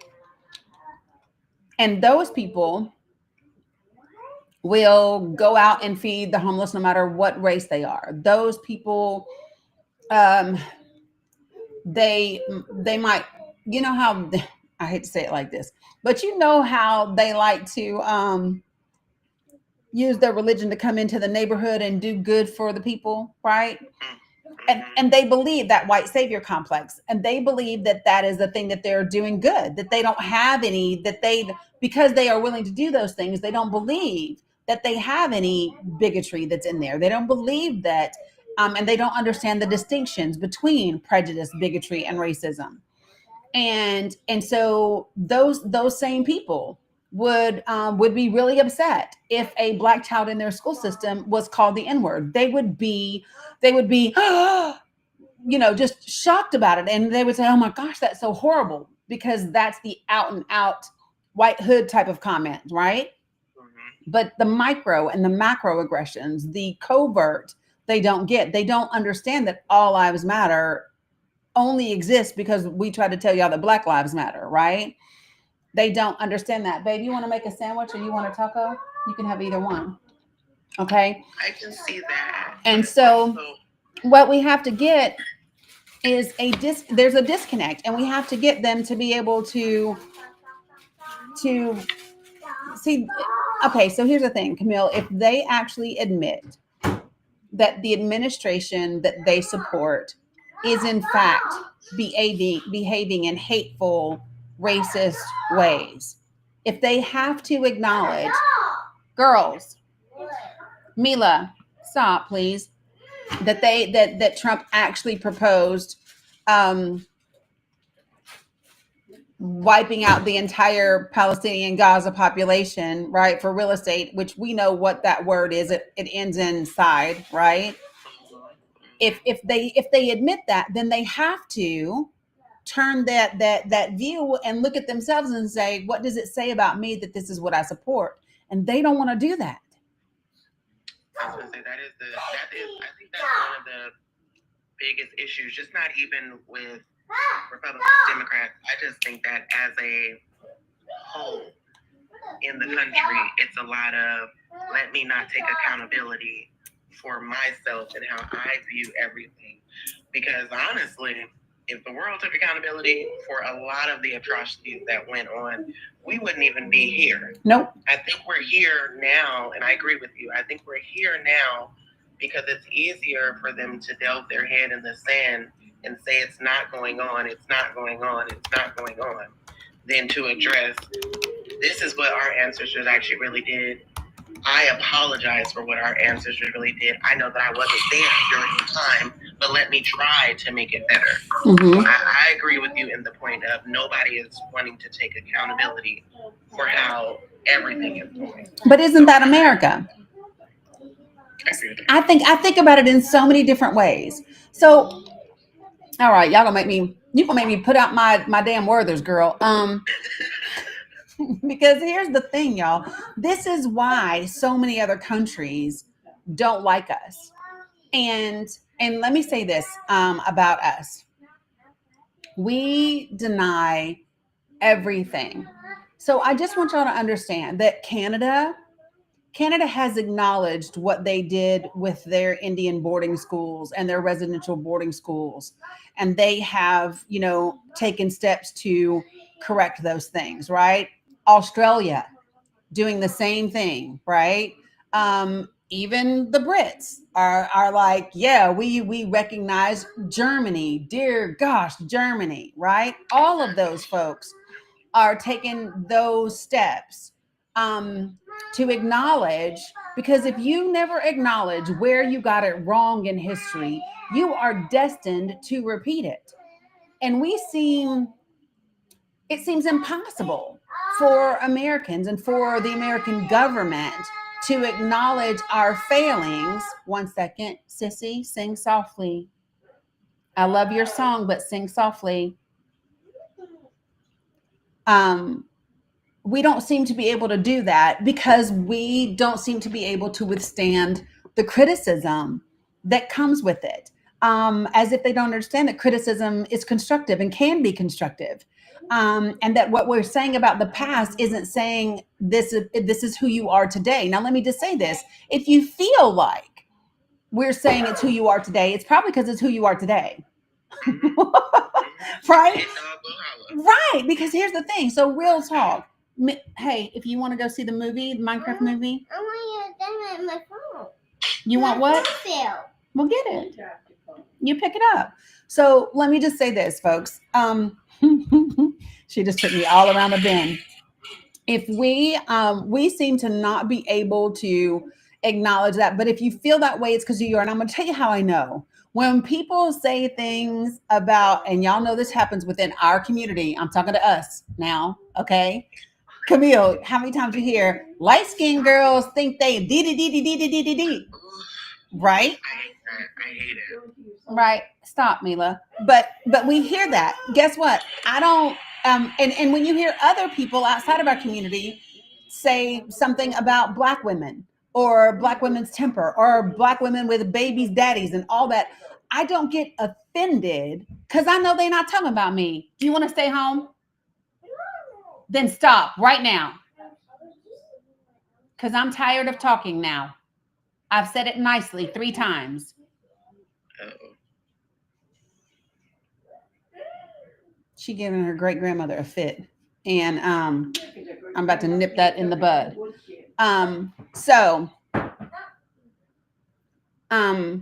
But so this is the thing: is that if this is who you are, I don't feel that way because it ain't me. You ain't talking about me. You know what I mean? When people talk about whatever, people are saying, hi, Danny's mom. When people are talking about other groups of people, I don't get offended because I know you're not talking about me, right? Now, I might check you for your colorism. I might check you for your bigotry, but it's not, I don't take it personal. If you are taking it personal, it is probably because there's some truth in it where you are concerned. I agree with that. I agree with that. Yeah. As far as the colorism going in, I think I hate that. And then as a brown girl who's in the middle. Yep. Like you get it from both sides because for me, from what I think, in my opinion, you don't understand the light skin, what they go through, or you don't understand the darker tone people that go through because you're in the middle, so you haven't really had to deal with either or. Right. And I hate to see it that way, that is in our community. I mean, it's in all communities, let's be honest. Well, it comes in our community because it goes all the way back to racism, right? Because lighter skinned women got picked to be mammy that lives up in the house, right? That's right. And darker skinned people were the ones who worked in the field, right? And so but we have to understand where it comes from and then do our job to unpack the misinformation that we've been sold, right? And so all of this comes around to say this. I don't think that it's quote, and maybe I used the wrong word in the topic. Girl. Why don't you help me pick me up? Yeah, listen, let me tell you. Are you going to sit yourself down somewhere? It counts. Are you going to on the couch? Yeah. Now go sit down. Go. Sweet baby Jesus. I agree with you, Mama Dude. Yeah, it's just it is absolutely nuts. It's nuts the way that people don't want to take accountability. So here's the thing. I know what doesn't make me a bad person. So since we're being honest and we're having a very frank conversation, I know and you know that in our community we are always told there's not enough quote unquote good Black men, right? Mm-hmm. And we are always told when they are quote unquote good Black men, they choose white women, right? It's a thing. That's why there's all these pictures that show how many Black celebrities have then gone and married white women. Taye Diggs and Terrence, whatever his name is, all the things, right? So listen, now I know I'm biracial, damn it, right? I really don't care who loves who. And I know enough that bias, that thing, that rhetoric that's been said around me enough my whole adult life, right? About, white women stealing our men. So for like half a second when I see it, I'd be like, damn. Then I'm like, girl, look at what raised its head, right? But if you are not willing to go, you know what I mean? Like if you're not willing to catch yourself when you have those thoughts and laugh at the fact that, oh, look how quick that popped up. Part of correcting all of this, y'all, is to become aware, to become self-aware of your things that pop up. I'm just honest enough to tell people because it don't matter. It's you know what I mean? It's not who I am. But I go, oh, look at that. This thing that I've heard all this time reared its head at me. But it's easy though. Right. It's easy though, because it that too stems from back in the slavery races, and if you were with a person of a different color, that could have got you killed. Absolutely. So I think it stems a lot from that. But Mm-hmm. I'm sorry we got off topic, but back to no, it works. Yeah. Okay, yeah, but it just stems from that racism. Yeah. It comes all from that, and so I think even as us, we're still not able to get out of that paradigm where you're thinking like most of these athletes or most of these men, we'll go with men, most of these men who are making 6-figure, 7-figure incomes, their proximity to their people, it gets decreased as they increase. Yep. True story. So what's around them to be able to date or even, sit down to talk to, they would actually have to go out and find, you know what I'm saying, a black person or a black woman, black man, yep, to date. And so I kind of get both folds of it because I get it. Yeah, he's with a white girl, so that's what he was supposed to. As long as that white girl's doing what she's supposed to do and treating him right, talking to him correctly, treating their kids right, I don't care. Right. But I get it. So it is a bit of self-reflection. It is a bit of knowing the goings on. That's what has. So where I'm from in Northeast Tennessee, cool, John. Like literally, just last year at my mama's house, white girl dating a black dude across the street. They in a heated argument, right? And in that argument, what flies out of her mouth? The N-word. This is why I keep telling people, proximity to whiteness does not equal safety. Proximity to blackness does not mean you can't be racist. That's just not a thing. Yeah. Clapping my little fingers. Clapping my little fingers. Yeah, just saying. So let me go ahead. I'm going to pull, and you can hang out here and stay longer, or if you choose to. I want to pull in. I just want to tell you, Miss Danny, before you let somebody else, thank you so much. I have been following you since Kamala did her announcement, and when I say that you kept me calm throughout that whole election cycle, because I wanted to go off on millions of people in your lives just for the disrespect and things they were saying. And then when you let me know, like, you don't have to be this way. It's another way to be. So your calmness and the way that your approach to people, I love it. I appreciate it.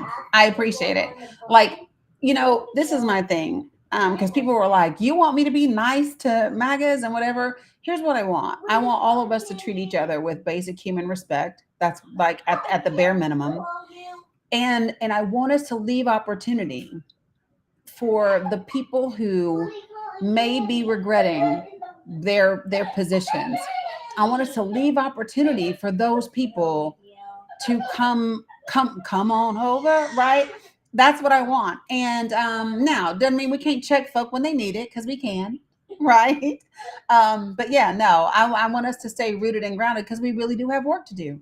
And it's important work. These grandbabies, they might be challenging at times, right? And let me just say this, they put up with a lot. Because I'm like, they're on spring break. Tutu still has to work, right?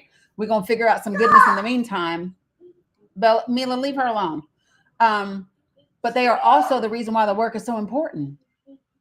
I can't afford to just chuck it all up and be like, I'll let somebody else deal with it. Mila, she does not want to be tickled. Well, thank you for having me, Miss Danny. Thank you, love. I appreciate you. In the comments, rooting you on from here, but I do appreciate you. I appreciate you too. Not Mila telling you bye. Mila in the background talking about bye. Daisy girl, what you got? Hey, I also do want to just I'm sorry, can you hear me? Yep. Okay, awesome. We want to also thank you. I think you make a huge impact, and I also had a lot of rage, and you were able to keep me from going after some Republicans. So thank you. I actually, I don't want to disregard that race is a factor, but I do want to make a point about Project 2025 in the sense that I think majority of this is about money, and I think race is secondary after they achieve their plans for money and power. And I'm saying this as a white woman in a blue dot red state. There are a lot of white trashy people who are Republican that think that they're going to benefit from these plans, and they're not. I really think the people who are going to benefit are already been selected, and these people's plans is to simply just make people segregate us against poor and rich. You're going to have working class that do all this labor for free, and then you're going to have the only people who benefit are the already selected in this project.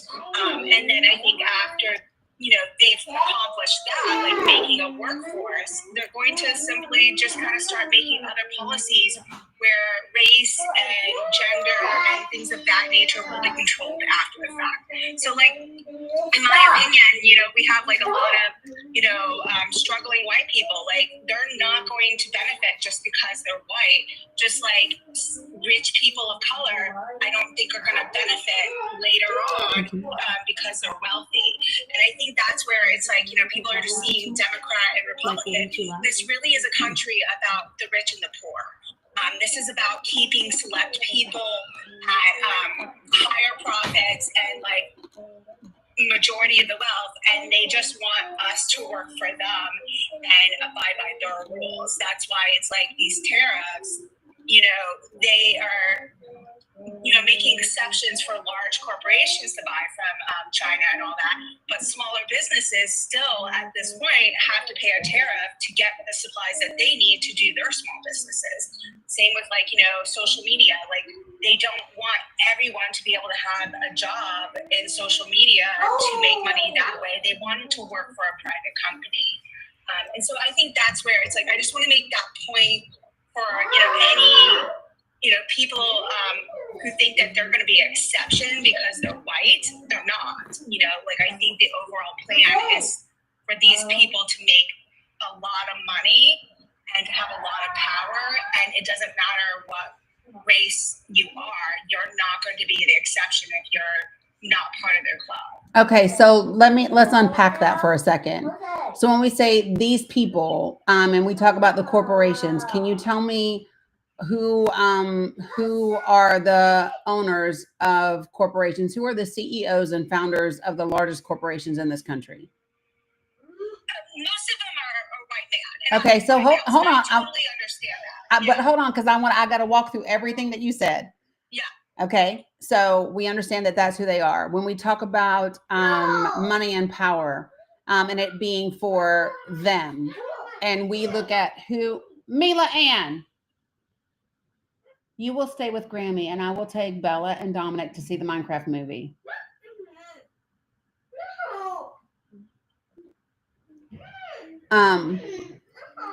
When we talk about those people making money and retaining power and money, those people are cis, hetero, white men.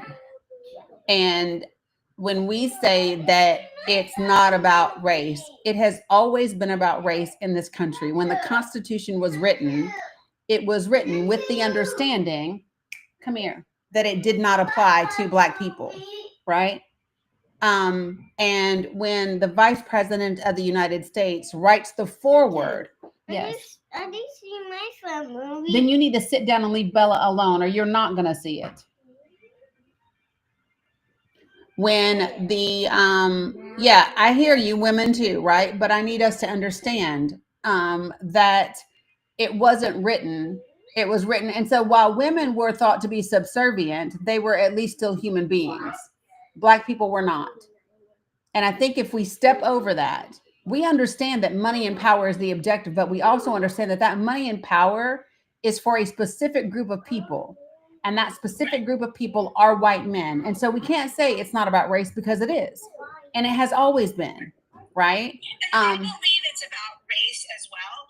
I think it's important to understand that right now it's going to be majority about money, that just because you're white, like, because I feel like the problem is I live in Florida and there are a lot of white blue collar workers that vote heavily for Trump, and they don't realize that he doesn't care about them. Like, they are secondary. Just because they are white, they're not going to be looked at differently when they make these cuts and all that kind of stuff. Right, So but that's the only reason why I brought it up. I know, and I hear what you're saying, that those people don't realize that they will be affected, but they're not the ones that are being targeted. The people that are being targeted, they will be impacted as an after effect, but they're not being targeted. We did not see 200 white immigrants who have overstayed their visas being put on a plane and deported. We didn't see that. Right. So I think we have to I want to be clear about something. There's a difference between, oh, you're going to be negatively impacted as a result of these policies and these changes, and you are being fucking targeted right up front. Right. And I think that we can't overstep that, and it doesn't do us any good to act as if it's not that thing, right? They are collateral damage, right, Sue? And that is not the same thing as you are being targeted. And so I'll give you an example. When during the election, we didn't hear anybody saying that white immigrants were eating dogs and cats. We are not saying that. Well, then get it and give it to me, and I'll pour it. And so I think it's important for us to make sure. And another reason why I say that, and if you have heard me say this before, bear with me, right? The reason why I will say this again and again and again is because Lindsey Graham told me in 2012 exactly what this was about. When he was asked why Mitt Romney was losing to Barack Obama, and he said out of his own mouth, "We are losing the demographics race. We are not generating enough angry white guys." They told me. I don't have to guess and speculate.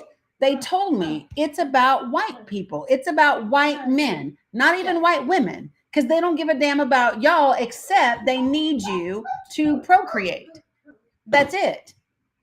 Right? So I think it's important that we, for me, racism and religion are the driving factors of where we are.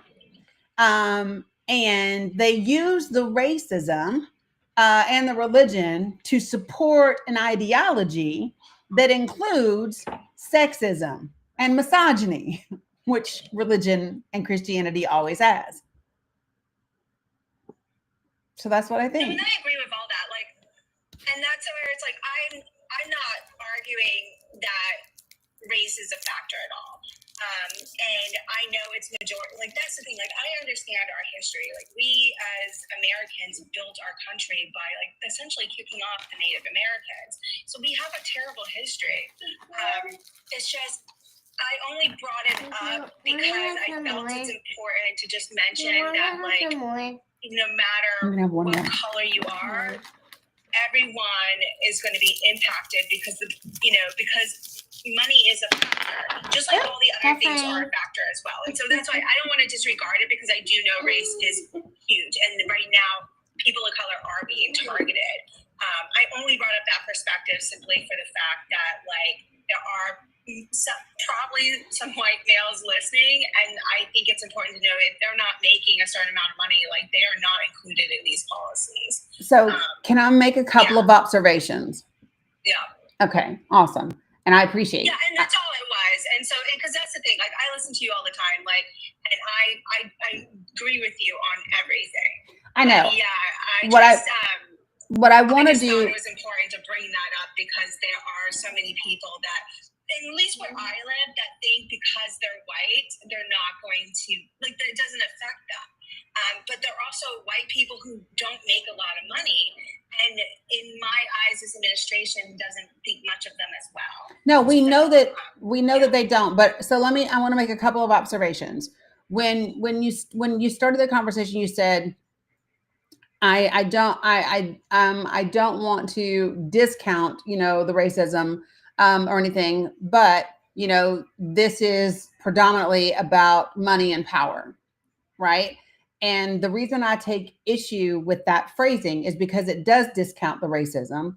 And I'm going to make a couple of observations, hopefully, so that you just take a minute to just kind of examine it and sit with it and pay attention. Because you know me, you listen to me, I'm a words girl, right? So things that I heard you say in that last little bit was, thank you, Brandy, for the octopus. Things that I heard you say were, you said, I agree with you. I know we've had a horrible history. And my whole thing is we have a horrible present. And that horrible present is targeting people of color, just like our horrible history did, right? You said, we basically got this country by kicking out the Native Americans. No, we got them by unaliving them. We got them by murdering them, raping them, and unaliving them. That is how we got the country. We got the country by breaking our treaty with them over 300 times, right? I think it's really important when we have these conversations that we call a thing a thing. When you say we have a horrible history, we have a horrible present day issue with race in this country. We have a for-profit prison system that has simply replaced the enslavement of Black and brown people in the beginning, right? When we say that it's not about race, we have to understand that the economics of this country was and is about race. It is why slave owners received reparations, but the people that were enslaved did not, because the people in charge of this government understood that those people that were enslaved were the economic system for those people. That is why they received reparations and the people that were enslaved did not. Right. And so it's really important when we have these conversations that we use the right verbiage that accurately represents where we are, where we have been, and how all of those things, they are very much the same thing. And so I hear what you're saying when you're saying that white people need to understand that that they will be affected, and I hear you. And that is a byproduct of it's a byproduct. Poor white people have always negatively been impacted by and the reason why is, and I'll tell you the reason why. The reason why poor white people have always been impacted by the government's intentional targeting of Black and brown people is because they often live in the same types of communities we do, maybe just in different geographic locations. They actually are on more of the assistance than we are, but so they have the same situations that the majority of Black and brown people do. So when they work really hard to target housing for Black and brown people, right? Inevitably, they negatively impact the poor white people because they are in the same, it's in the same category. This is why I consistently say there's so much in common between white people in rural communities and Black people in the inner cities. There's so much in common between these two groups. They are both of these groups are not trusting of outsiders. Both of these groups are ridiculously underfunded. Both of these groups are forgotten about. Their school systems they are underfunded. They don't have the right resources in their communities. Nobody comes around to talk to them about voting until it's 3 months before a damn election, like all of that. And they are the same. But the goal is if they can always keep the poor white people thinking that they are better than the Black and brown people, then they will keep them voting for the people that don't give a shit about them so that they can continue to stay superior to the people that they don't want to rise up. Excuse me one second. Mila, come here right now. Come here right now. See, now you're scared. And you should be concerned about my tone of voice. No, ma'am. I hear you. And guess what? Mila, Tutu's not going to take you to the movies today. So you might get to go another day, but it won't be today, sis. Yes, it's an LBJ quote that I talk about all the time. But I hope that you hear me. So all I'm saying is I know that you get it, Daisy Girl, and I hear the point that you're making. The only thing that I would offer you is just to be cognizant of the words that they use in the verbiage, because when you put it in the past tense or you use words that don't adequately call it what it is, like saying, we getting them out or kicking them out, it minimizes what actually happened. And in my mind's eye, we owe Native Americans the 100% truth of what this country did to them. No, and I absolutely agree. And You're not listening to me and that's behaving. something that is, directly related to me in the sense that, like, it's just how I speak, and it's not meant to hurt anyone. Like, I personally, like, apologize if, like, the way it came across, it wasn't my intention. I'm a fast talker, and I'm just kind of, like, very blunt. I don't always think about the verbiage aspect, because I'm very aware, like, historically, it's not just like they were all kicked out. A lot of people have died, and a lot of people have died in our history regarding race. So nope. I'm going to back up again. I'm going to back up. Wait, Daisy Girl. You don't have to apologize. I'm offering you just something so that you can be with it. A lot of people didn't unalive. They were schmurdered. So like, and I think that this is so important. They didn't die. They were schmurdered, right? And so I hear you and I understand you. I'm not saying anything negative about you at all. I need you to hear me when I say that. I'm not. What I am hoping to do is to take the great place where you're at now and just elevate your awareness to the verbiage that you're using so that you can be a much more effective ally in your understanding. That's all. I agree. No, I agree. My apologies really more for the people if anyone was offended. They weren't. No, I totally take that feedback. Like, that was not my intention. So I just wanted to make the one point because I am someone who is isolated. Like, I don't have a lot of diverse friends, and I am around a lot of, like, white male churchgoers that think that the rules don't apply to them. And, I just believe that, like, a lot of people are not aware that, like, these policies are going to impact everyone. Like, RFK's recent comments about autistic people, like, it's a step towards, like, getting rid of people of disability. And, like, in my opinion, their goal is to create workers. They want women to have babies. They're offering money for babies. They want people to be indentured servants for their ultimate goals. And that's all it really was. And so that's, but I 100% take the feedback and I appreciate it. So, like, I to disregard any of that. Yeah, I gotcha. Yeah, 100%. Yeah, no worries. And I appreciate you taking the feedback and going from there. She's having a meltdown because I just gave her the absolute look.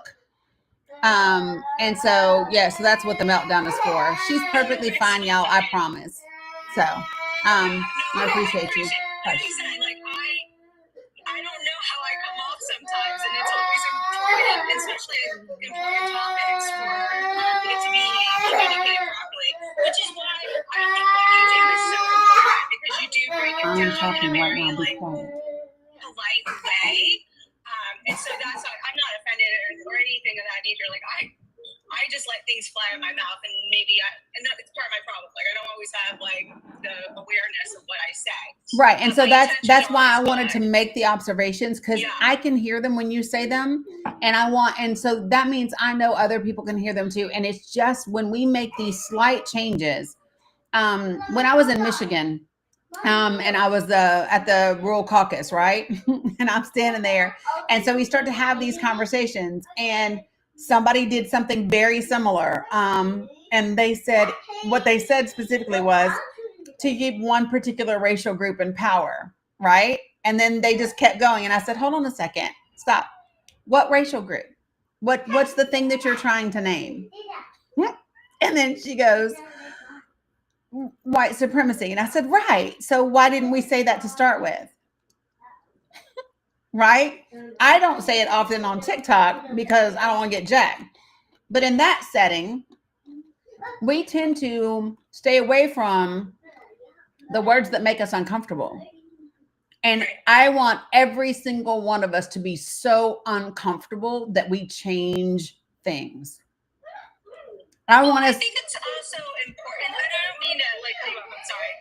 I think it's also important to like bring to perspective, like me personally, like I'm a white woman, but I'm also like somewhat, like I keep to myself. So like me not having all the exposure to like every different like, I don't know, like experience helps to be the why in which sometimes I might just kind of like speak fast and I'm not thinking about the verbiage. But it's also important that like everyone come from a perspective like you did, where it's like you're not judging me initially as I'm a bad person. It might just not. be where there's a communication gap. Yeah. Because I will say that that's part of the problem, where it's like, you know, there are a lot of people who have good intentions, and they just don't understand maybe the perspective of like what they're saying is coming across. And like, we all have to be open to like, you know, meeting people where they're at and understanding that maybe it's not like, it's not coming from a place of like, you know, outright bigotry. It could just be lack of understanding. And so let me say, because I knew it was coming. PhD Watkins put it in the comments before I could get to it. Okay, we're gonna walk down this path too, because this is what I say to my Black and brown friends. I choose to be someone that is willing to meet people that I know have good intentions where they are. Right? I choose that most of the time. Okay. However, from the perspective of Black and brown people, it is not their job to meet anybody where the fuck they are anymore, because we are tired of meeting people where they are. And there are so many resources out there for people to learn the verbiage from somewhere else besides Black and brown people. And I knew as soon as you said, I choose that. So, but I don't require that from my Black friends. Because I understand, I completely get it. And I think the thing that makes me willing to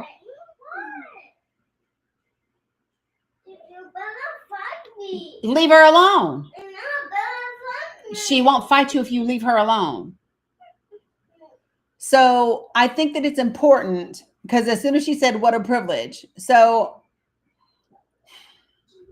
when people use words like white fragility, it is the expectation for people to meet you where you are, because I don't ever expect for white people to meet me where I'm at, because I know that they're not going to do that. The majority of the time, I don't have an expectation, nor is it an ask of mine, because I know that, and Black people know that the world around them has never met them where they are. And so we must adapt to the world around us. And so we feel like, okay, white folk, you should adapt to the world around you. There are so many resources. There are so many books. There are so many videos. There are so many spaces in which to find that information, that geography doesn't hinder our ability to get that information. And so I choose it, and I'm good. And I think it's because I come from a place that is, my county is 96% white, where I'm from. The most diverse county surrounding me is 91% white, right? It's white people everywhere. And I'm biracial. And so I think that that plays a factor in my willingness, because I do know people who don't know and really don't mean to be offensive. And I wish for those people that they would go get it for themselves, right? Not for me. And so I knew that as soon as you said it, I knew somebody was going to pop in the comments and be like, because that is the way that Black and brown people feel, and justifiably so. So this is the way that I would say this, right? If we know that it has to be heterosexual cis people that put an end to transphobia and homophobia, and we know that it has to be white people that put an end to racism, and if there are white people who are like, I really truly want racism to go away, then it's a reasonable expectation for those white people to go research how to get rid of it, right? Because if you truly want to go on a vacation, or if you truly want to bake a cake, or you truly want to do this, you go find the recipe, you go find how to do it, you go look for it, you explore how to do that. And so I think what many Black and brown people are saying is that is, if you really want racism to go away, become proactive about discovering what it takes to do that. And so that's where that comes from. And I understand that. Like, I'm not gonna argue on those points, because those are very valid points. Yeah. So yeah, no, I completely agree. And that's the thing. Like, it is good to hear this kind of stuff, because it's. I mean, the comment about what a privilege. Like, I kind of went over my head at first, because I was like, I'm not reading the chats, but I can understand maybe who that person, like what perspective they're coming from. Where I come off like someone who has a lot of privilege and this and that.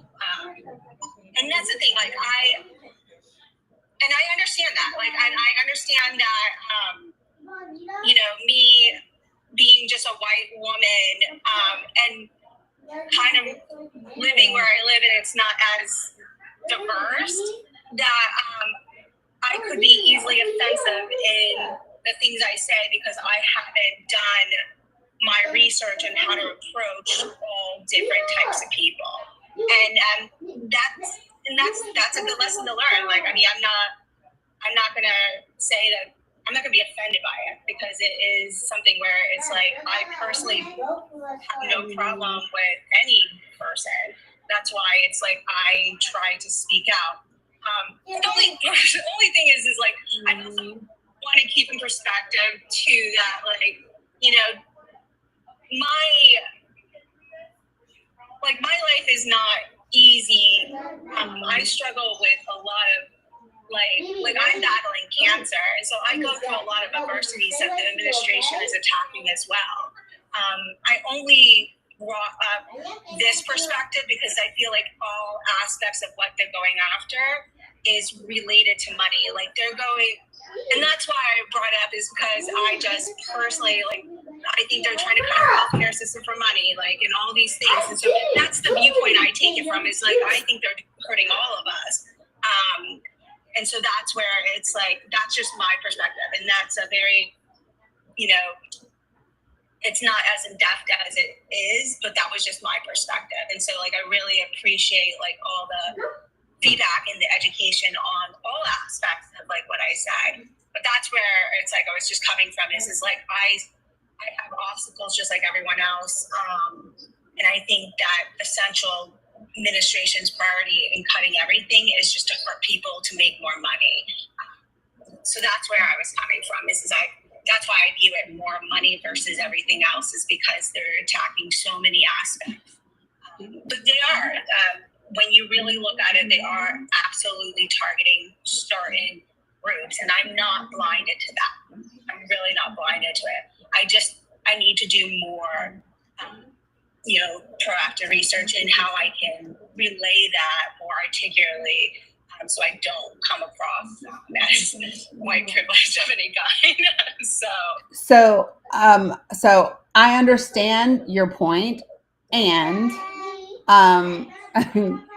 so let me also say this. So what you just did in that last exchange is very common in having this conversation. So what happened is you kind of centered yourself in the conversation, and then it became about you and the battle for the cancer. It's your qualifier that that you have struggles, and I know that that's not intentional. What I'm sharing with you is that it is something that happens a lot in having these conversations, because it becomes more about trying to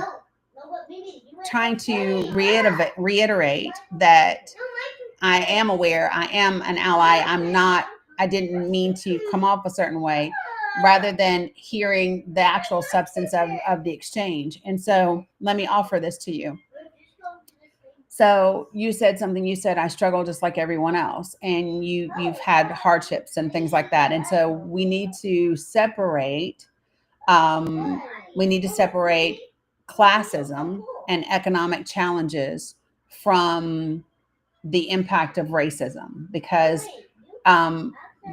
Black people also have economic challenges on top of being Black. And there's a difference between those two things. Your hardships have never, ever been caused by the color of your skin. And that is the difference with what happens with Black and brown people. Their hardships happen because of the color of their skin, many of them. And so we have to understand that even if we discuss an economic hardship, there's a meeting there. But then the racism hardship you won't have. There's always that that layer that doesn't apply or you're concerned. And I think that what I'm offering for you to see is it's not about not having the right words, because when we have a full understanding of something, the words are right. And so what I'm offering is that there are parts of this conversation, there are parts of this process of deconstructing racism and bigotry and all of those things. There are parts of it that you are aware of, and there are parts of it that you don't have a full understanding of, and that's perfectly natural and perfectly fine. And all everyone is saying is get understanding, because the awareness is the first part, right? The awareness is the first part. And then it's elevating that and going a little bit deeper and getting an understanding of it, because it's very different. If you look in my link tree, there's a section that just says like Danny's docs or whatever. There's a Google link, and it says anti-racism resources. And there's a ton of documentaries. There's a ton of books in there. There's all of those things are there. And what everyone is saying in the comments is they love the fact that you are here for this conversation, that you are trying, that you are still listening. All of those things are to your credit, right? And so that's why I'm saying to you, I'm in no way, shape, or form saying you're a bad person. If you were, you wouldn't still be on the panel having this conversation, right? You want to get it. And because I know you want to get it, that's why I'm still talking. That's why I'm still having this conversation with you, because I know you do, right? I know you do. But understanding those things are super important. There's just so many different intersections of the things that impact us, and we have to separate them while acknowledging where they do cross paths, where they do intersect. Yeah, Kaylee, Nicole, this is the type of discovery and conversations that I love to do in here, because it does me no good to be right about something if I am not heard. Right? If nobody hears me, it doesn't matter that I'm right, because I'm just right for myself. You know what I mean? So that's why I'm so careful with my wording, is because I want people to understand what I'm saying, why I'm saying it. And so I'm choosing words, that I hope allow that to happen, because I don't just want to be right. I want to be heard. So yeah, but kudos to you. I appreciate it.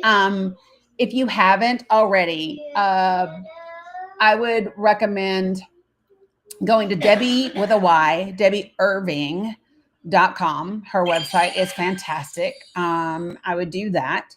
A good book for you would also be White Fragility by Robin. And I don't know why her last name is escaping my brain, but it's also a good start. I've recommended the documentary 13th a bajillion times. 13? 13. You said it's like like the number 13? Yeah, with TH. So it's like the 13th Amendment. The actual spelling. Yeah, and it's the number with TH, and that documentary is on Netflix, and it's also on YouTube for free. So if people don't have Netflix, you can watch it on YouTube. So 13th is right, Amy. Thank you, Robin DeAngelo. I don't know why I couldn't get her last name out of my brain. Also, when you talked about somebody mentioned Jim Crow going away. Michelle Alexander's book, The New Jim Crow, is it's Michelle Alexander, The New Jim Crow. This is also a really great book to help people understand what I don't have them all, Celia B. It's like a beginner's it's like a beginning list. So it's not on there right now, but it's a great book to help people kind of really understand where we were and where we are and how much those things are still the same. And so those are just great places to start. So I appreciate you. No, thank you. Like I will look into those things, because like I said, like I mean I'm not against anything that would be a form of racism, but like you said, like you only understand things if you experience them, and I don't experience like being judged for my skin color, so it's not like, and that's the thing. Like I hope I didn't come off to people as racist because I personally you didn't not want it to continue. Yeah, I don't. I think that's the problem. Is I was getting like underlined, probably like offended by the maybe implication that I could be a racist. That I was trying to defend myself, and now I understand that, like Yep. And like, that's what happens. This is what happens is there's automatically this, oh my God, I want people to know I'm not racist, right? And that's why I said, nope, that wasn't that at all. Don't think you're a bad person. And I knew that you weren't. and that's why I said you don't need to defend. You don't. I'm just offering you like kind of like the next level of where you have to go. And I will say this: you don't have to experience it to understand it. If you approach it with empathy and compassion. Empathy and compassion will allow you to create understanding even if you haven't experienced it directly. So just remember that. I don't have to experience it. I can understand this. I just need to go into it, completely ready to be open to things that might challenge. Things I know, any of those types of things. So you're welcome, receive grace. So, but I appreciate you. And thank you for being up here. I'm going to do Dee Dee and then the boss. And because we got about 20 minutes and then that's it. So appreciate you, Daisy girl. No, thank you for all that information, and I will look into it. I will watch that documentary as soon as I can. So thank you. I do appreciate you taking the time to give me resources. Anytime. Welcome back. Okay. All right. Bye. All right, Dee Dee. Good afternoon. How are you? Dee Dee.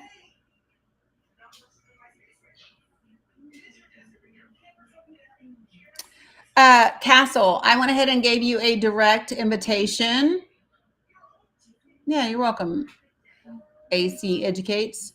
Castle, 592. I invited you to the panel. Yeah, I think so too, Mama Dukes. Yeah, you're welcome, Tina. Whew.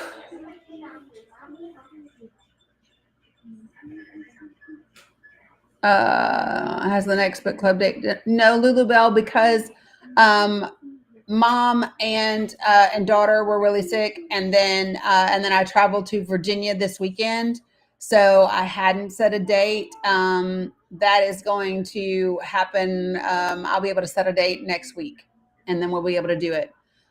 So let me just do a little bit of some public service announcements really quickly while we have a break here. Okay. Well, I try to read. I try to read, AC. Okay, so let me give you a couple of things really quickly. So this weekend, I will be in two places at once. So first, I will be at the Virginia Democratic Rural Caucus. I will be speaking Saturday morning to that group and speaking there. That afternoon, I will go up to my hotel room, and virtually, I will be here. I will be at the Democratic Leaders Conference, it's Rural Democratic Leaders Conference, hosted by ruralorganizing.org. You can go to ruralorganizing.org and register for this event. I have 2 breakout sessions that I will be running for them on Saturday. Just got information on it yesterday. So I have to get all of that together in the next 48 hours before I leave to drive there. Things that you can do. Oh, and then one more. Let me see if I can change this thing real quick, folks. I want to change this thing so y'all can see the whole thingamabob. Hold on. And yes, I said thingamabob. Boom. Perfect. So this one is Saturday from 12 to 4 p.m. You can register for it here at ruralorganizing.org, right? And then because of an issue with the venue, I will not be personally driving to Indiana, but I will be there virtually for the event around your COPA legislation. So what I'm super excited about is that I was able to get with I was able to get a pediatrician, a general surgeon, a professional medical consultant, a nationally recognized oncology nurse, and they are all going to be with me virtually. And we will be doing this forum virtually. So this is for everybody that lives in Indiana. They are trying to push through a COPA law there in your state.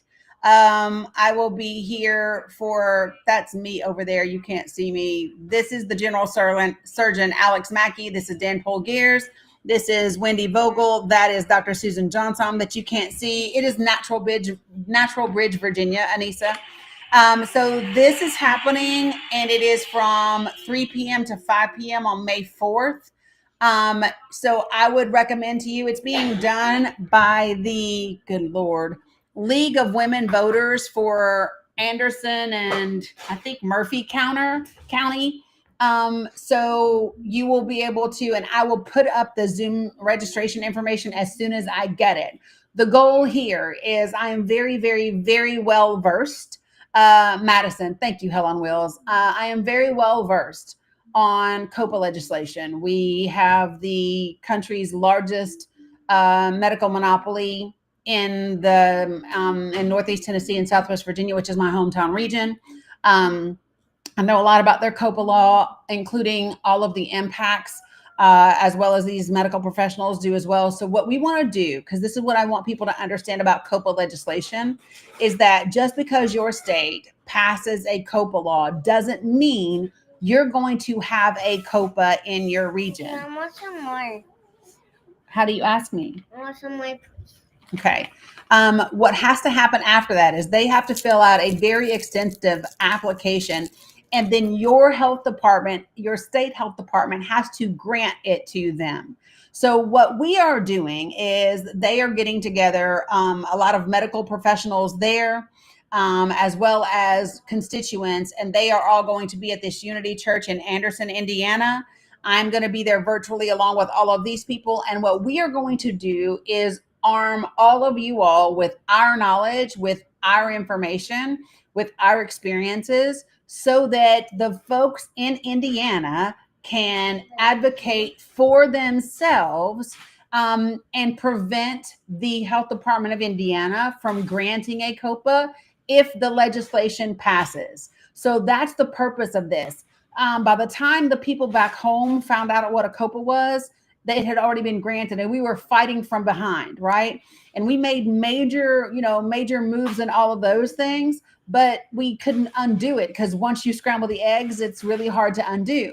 So this is the thing. If you've been on my page and you have seen me speaking to the FTC and all of that, it's about this. It's about COPA legislation, and specifically about my COPA back home, ballot health. But so the hope is this. The hope is the 257 days that I spent living on a public right-of-way in protest outside of a hospital because of the COPA back home. The people that I've interviewed and talked with, the people whose lives have been changed, the lives that have been lost, all of those things. Appreciate you, PhD Watkins. The hope is for us to be able to take all of that and pass it on to the medical professionals and the people of Indiana so that you can fight for yourself, because I don't live there. I'm not moving to Indiana. But if we can equip you with what you need to know and the arguments that you need to make and the information that you need to have and the facts, then it just sets you up for success. And so that's what we're doing. Yep. Let me take this down so that people can see me, and I'll tell you what a COPA is very quickly. So for those of you all who are not familiar, when I talk about COPA legislation, so COPA legislation is something that's called a certificate of public advantage. So I'm gonna try to do this as succinctly as I possibly can. Most states in this country have a law on the books that's called the Hospital Cooperation Act of 1993. That law in and of itself is a good law. What it says, Alicia, is that if there are two hospitals that are in your area, typically in rural communities, and they are struggling, right? Because rural hospitals have a really hard time, and they are struggling to stay in the black, then what that piece of legislation says is they can cooperate. They can use each other's equipment, right? So if one of them doesn't have, love that, Marnie, if one of them doesn't have, a high functioning MRI, then the other one can send their patients over there. If one has, a cardiothoracic surgeon and the other one doesn't, or they don't have enough, they can cooperate. So they can share equipment, they could share, people and all of those things without it becoming an antitrust issue, which is fantastic. okay? Because they're just cooperating. But what they do with a COPA law, and it has never been successful. I need for everyone to hear me when I say this. There has never been a successful COPA in the entire history of the United States. Never. What always happens with COPA is the quality of care goes down, the cost of your care goes up. Typically, not only do your patients get less services, but your employees don't get paid as well. And so, what they do with a COPA law is they introduce an amendment to that existing law. And that existing law, for example, in the state of Tennessee, the amendment said that in some cases, quote unquote, the state of Tennessee would intentionally displace competition and give antitrust immunity protections on a state and federal level in exchange for state oversight. So in our case, in a region that is geographically the size of New Jersey, one healthcare system owns almost every hospital, 21 of them in 29 counties. In the most populous areas, they control 97% of the inpatient population. They have closed a level 3 neonatal intensive care unit for sick babies. They have closed a level 1 trauma center. We have lost significant services at home, and I personally know people that have died. And so what we are doing is we want to help the folks of Indiana be able to fight so that their Department of Health does not grant this to these healthcare organizations. We do not want them to be at the hands of healthcare corporations and that sort of thing. So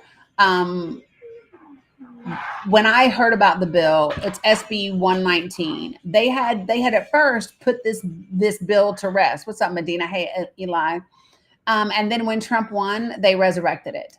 And the guy that did our COPA is helping do theirs, right? And so, so once that happened, I commented on some social media post because it was a post where they were watching certain bills. And I said, well, I hope to hell you're watching this one. And then they, I guess, looked up who I was, looked up the protest against ballot health, started following me, looking at like articles that I'd written, articles that I'd helped journalists write, and then asked if I would consider helping inform the people of Indiana. I said yes. And they asked me what I would need. And I said, pay for my gas and my accommodations and I'll come to you. And then they didn't work out in terms of a venue. So they asked me if I could do it virtually. And I said, absolutely. And then I got, like I said, a pediatrician, a nationally recognized oncology nurse practitioner, a medical consulting professional, and a general surgeon, all of them from the region, to be with me so that we can talk to constituents and patients. We can also talk to medical professionals in their jargon, right? And have everybody be able to be equipped with the information they need to make sure that they don't get this in their area. So that's what it is. And that's going to happen on May 4th. So this weekend is a double doer for me. This weekend is the Virginia Rural Democratic Caucus Convention. And that afternoon, the virtual Rural Democratic Leaders that's being done by ruralorganizing.org. So you can go to ruralorganizing.org and register to attend that. Thank you for the butterfly. I appreciate it. And then a week later will be the virtual thing for Indiana. So I just have a shit ton of stuff happening at the same time right now. So last, folks, I'm going to do Chill Shell. Hey, how you doing? I am fantastic. How are you? Fine. What is SB 119? I'm trying it's so much shit to keep track of. You don't know what is going on from one day to the next, and I try to always stay informed. What is this bill? Yeah, so SB 119 is a bill specifically in the state of Indiana. Do you live in Indiana? No, but whatever's happening in one state, the Republicans are trying to pass. Remember, it's a domino effect. Oh, I already know. Huh? Yeah, I already know. This they're trying to go to Indiana. This they did it where I'm from. So for in our state, when it happened in Tennessee and Virginia, it was SB 0994, and then it was SB 2048. So it's a COPA law, which is what I just finished describing. So I'll say it again, folks. This is what they do.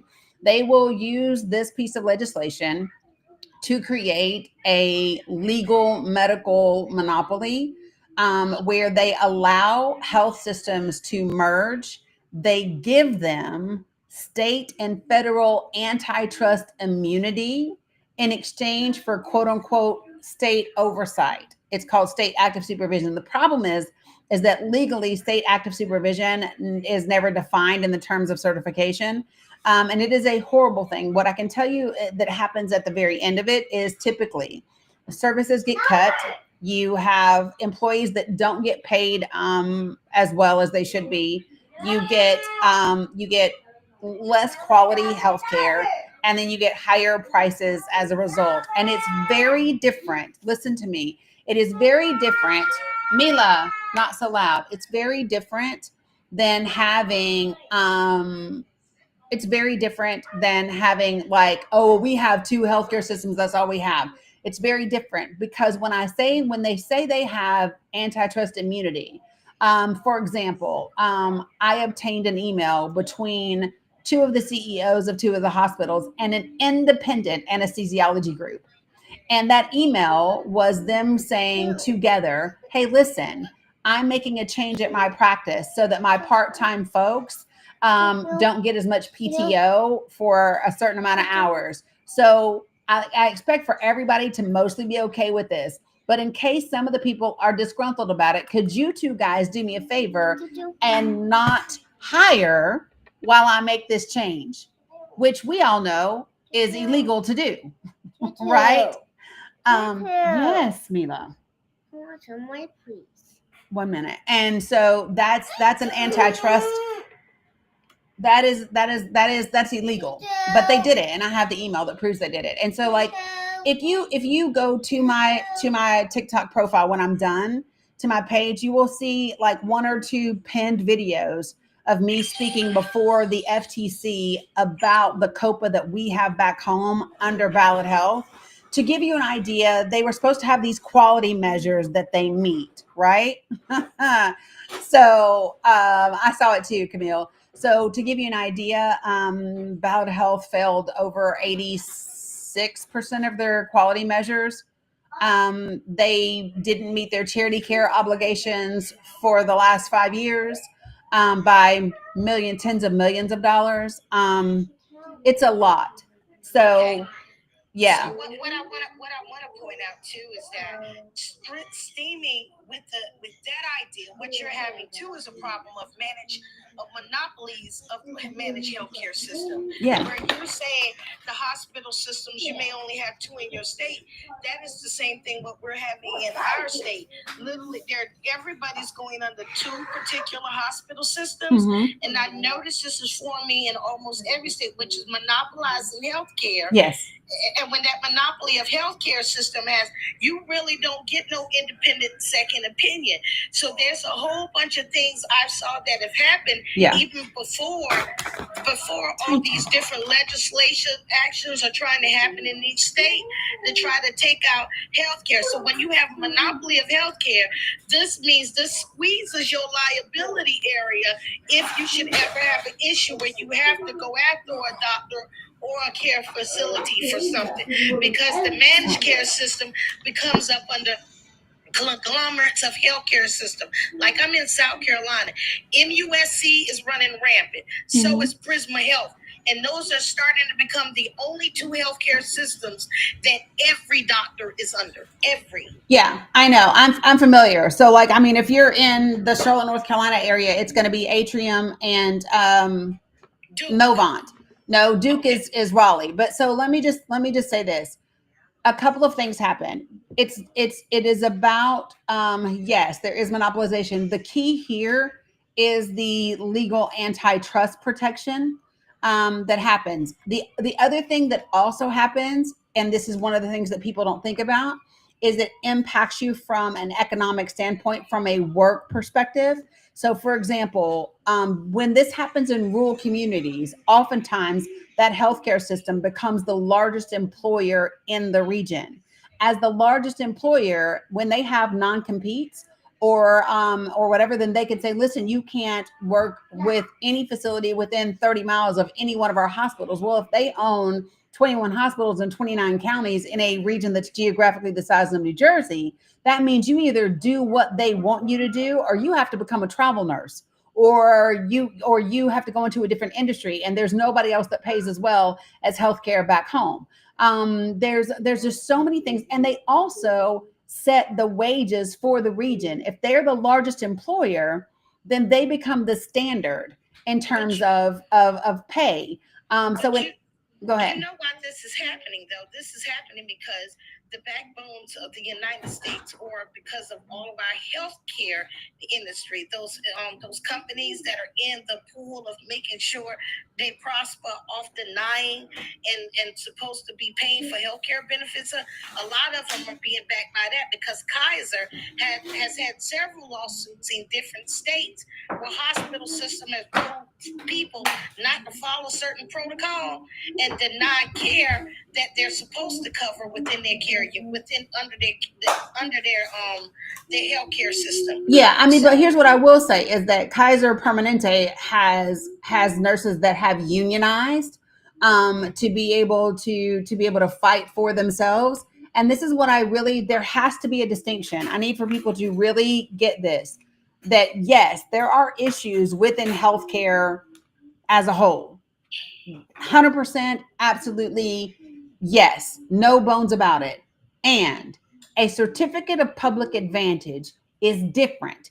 It is when your state representatives introduce legislation for corporations that allow them to merge, make them legal operating monopolies, and provide them immunity from antitrust violations.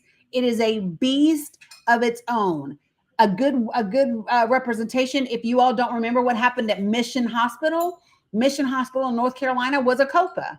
It was under a COPA. North Carolina got rid of their COPA law. It was purchased by oh my God. Was it Blue Cross? No. It's shit. Oh, they're being sued. HCA. Thank you, T. They were purchased by HCA and they're being sued. I mean, literally, they were given what's called an immediate jeopardy. If you do not know what an immediate jeopardy is, that is when the Centers for Medicare and Medicaid determine that your hospital is so poorly staffed, run, equipped, and all of that, that you pose an immediate danger to patients at your facility. And if it's not corrected immediately, they can take away your accreditation, and then you're no longer an accredited hospital. And people with Medicare and Medicaid they can go to your hospital, but they won't be reimbursed. People need to understand there's just so much to it, which is why we are going to do this virtual event for the folks in Indiana to help give them information from a healthcare advocate perspective, from patient perspective, from healthcare professionals perspectives, as independent people, former employers of the healthcare system, and all of that, because it's very important. And it is a separate thing. As jacked up as healthcare is, you do not want a COPA. You do not ever in your state want a COPA. So what I would recommend to everybody is to be looking at your legislation to see if you have the Hospital Cooperation Act of 1993, and to ensure that it has not been modified to include the words certificate of public advantage, because that is a whole different beast that will be horrible for you. I know all of these different systems that are coming up on the healthcare because, again, I'm seeing a monopoly happen. It's dangerous for the American public and also for healthcare workers because it strips you of your autonomy to make sure you're a patient advocate and you're an advocate for yourself. The problem of it is that we got to get to the core of this. This is really being generated by healthcare insurances for profit. As long as we stay in the healthcare stays in the business as a for profit entity, we're going to continuously have more of an uphill battle. So because hold on, let me just say this. It's important that people understand this. The hospital system that I have that's under a COPA is a nonprofit hospital. People need to get past this idea that the only problem we have in healthcare is for-profit healthcare systems. They are all for profit. The only thing that a nonprofit healthcare system has is a charity care requirement. The healthcare system, talking about health insurance. But the insurance companies aren't the drivers of COPAs. It is the healthcare systems. Healthcare insurance is its own monster, its own beast with its own issues, straight for profit and for gain. But it's different than the healthcare systems and the monopolization of those systems. Those corporations are different and they fight together. I will tell you this. So, for example, where I'm from, they are the largest employer for the entire region. They took it down to the absolute wire with Blue Cross Blue Shield because they now have the power to say to Blue Cross Blue Shield, if you want to have coverage for these employees, this plan, then you're going to have to meet this and this and this and this. They are two completely different. They're completely different things. Y'all, I sat on a panel for AFT's unions for nurses just 2 years ago to talk about like what happens in terms of these things. So I know that they're all connected, but they are separate when it comes to this particular issue when it comes to a COPA. Health insurance is different. Yeah. A COPA this is what I'm trying to say to people. Healthcare is a shit show. So is healthcare insurance. COPAs, completely different ballgame. You literally take away a ton of legal protections and you give people almost nowhere to go when it comes to complaints and accountability to the healthcare organization. Because here's what happens. Your state, so for example, it created for us in the state of Tennessee, Hospital Cooperation Act of 1993. It created for us one of the largest healthcare systems in the entire state. When you create a healthcare system that becomes in the top 3 of your entire state, they become too big to fail. Because if they fail, your entire state is at risk. Your entire state with their healthcare objectives, with their funding requirements, they now are at risk as well. And so now it's almost impossible for even CMS to hold them accountable, because what do you do when there's 1.2 million people that live there and 70% of the inpatient population is on Medicare, Medicaid, or TRICARE, right? You can't take away CMS accreditation because that's 700,000 people that don't have hospitals that take their insurance. This is the problem when you create healthcare systems that are too big to fail and you give them antitrust immunity and make them as corporations. So I hope that helps. Maybe one day we'll do a series of talks around COPAs and that sort of stuff. Okay. So let me go to T, because Michael DeBoss is teacupping. And then I'll finish off and be done because it's after 2:00. What you got, T? Hey, darling. How are you? I'm fantastic, Shug. Living the dream. Fantastic live today. As always, it's good to see you. Thank you. Good to see you too. And tell Mama Danny I said hello because I do not know her name. So, Mama That Danny, is T. hello. That's T. He's in. Remember when I told you the guy who was in Asheville when the storms came through, and his mom? So that's who that is. She's over here nodding her head. She knows who y'all are. She just don't know you. Good. Listen, and I mean, yours is healthcare is not my thing, but Blue Cross and Blue Shield, just to pan off what you said, just passed to where They will now determine how long it's going to take you to have your surgery. And if you run over that, you're going to be paying that out of pocket. But they walked it back. Did they? They walked it back, and I'll tell you why. They announced that shit right around the same time that Luigi happened. And here's what happened. The CEO got doxxed. People looked up her information. They put it all over the internet, and they walked that shit back because what they were going to do was limit how long the procedure could take and the anesthesia and whatever. And they walked it back and said, "Nah, I don't think we will," because I think they were scared about having another Luigi.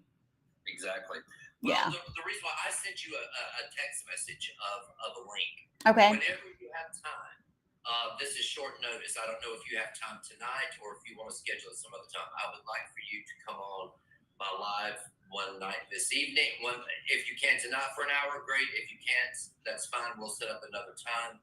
Okay. But I really want to delve into the fact that the White House is now floating via the Heritage Foundation for, I'll say, YT women, because it's the Heritage Foundation, to start producing babies at a rapid pace. Mm-hmm.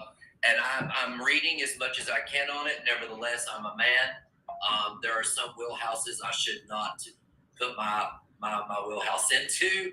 And not that I don't have plenty of great women that take good care of me in my lives. Of course you do. But if there's any time that you have available that you could come by and talk about that, I would like to make that a topic because I think that is as big of a red flag moment that you could possibly have. All you have to start with is a float. Yep. And once you float it, and you know, they dressed it up in such a nice picnic and lemonade and sweet tea and all of that because in the article they read out that they want to help you.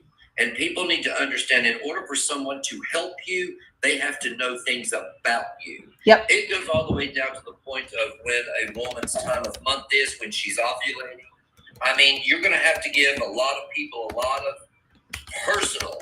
I don't know if they're going to try to track that through your Apple Watch, but I'm just saying this is a thing that we need to discuss and talk about. And when you have time, I would like to discuss that. Yeah, I think that people need to understand. I've said this and I'm going to say it again. Stop using your any of your devices to track your menstrual cycles, to track your fertility, to track your medications, to do any of that shit. Pen and paper is your friend. If you all did not see, RFK intends to create a study that uses the data from private healthcare companies and the VA to track autism and people who have any sort of autistic diagnosis. So I am telling you as much as I can to stop using these digital apps and stuff for your healthcare information. Stop doing it. The lady from the Heritage Foundation is in deep conversation now with RFK on ways to do that, and that too is a part of the article that I sent you. Yeah, so that ties to oh my God, that ties to HR 7, which only made it 25% through Congress this year. That ties to the Geneva Declaration consensus. That ties to every bit of it. That ties to the law that the state of South Carolina is trying to pass. All of that, it ties to all of those things. So yeah, let me know if you in your text. Let me know if you tell me when you were going live and stuff, and then I will message you and try to make it happen this evening. I usually try to go on between 7:30 and 8, and I stay till about 11. I cannot pull 1:45 mornings and get up and go to work. I cannot do that. I totally just cannot do that. Yeah. It was a wonderful live last night, and I want to give flowers to you because last night I was pumped. Because I had a very hot topic. I'm not you. I did my best. I held my own.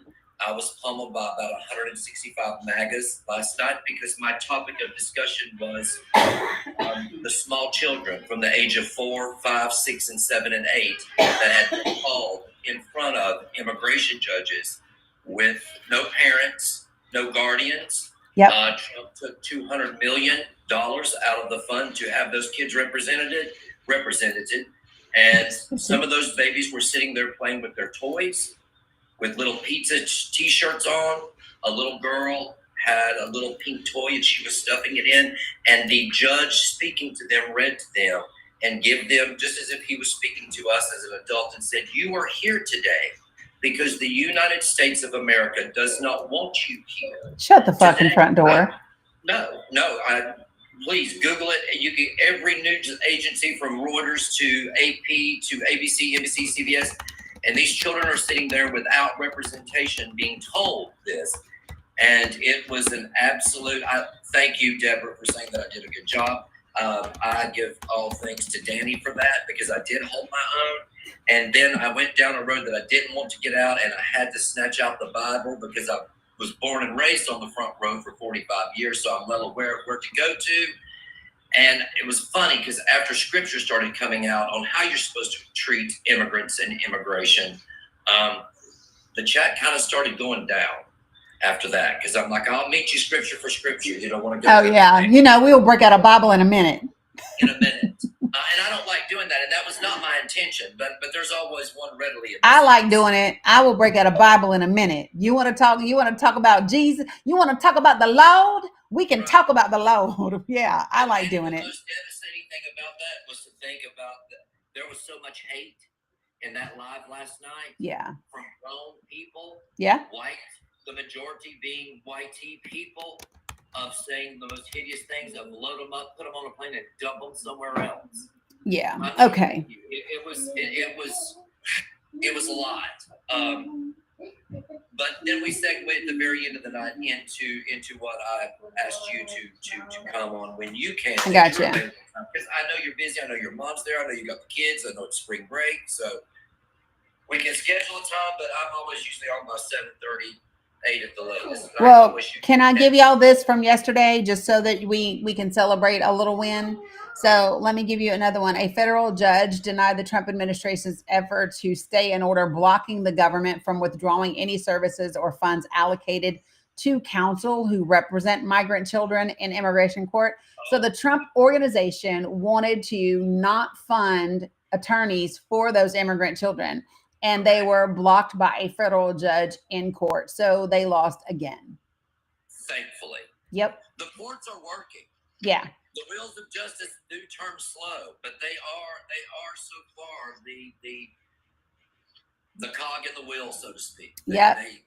So far. Yep. I'm reading it. This is from I can put it in the link tree if y'all want. But yeah, so they were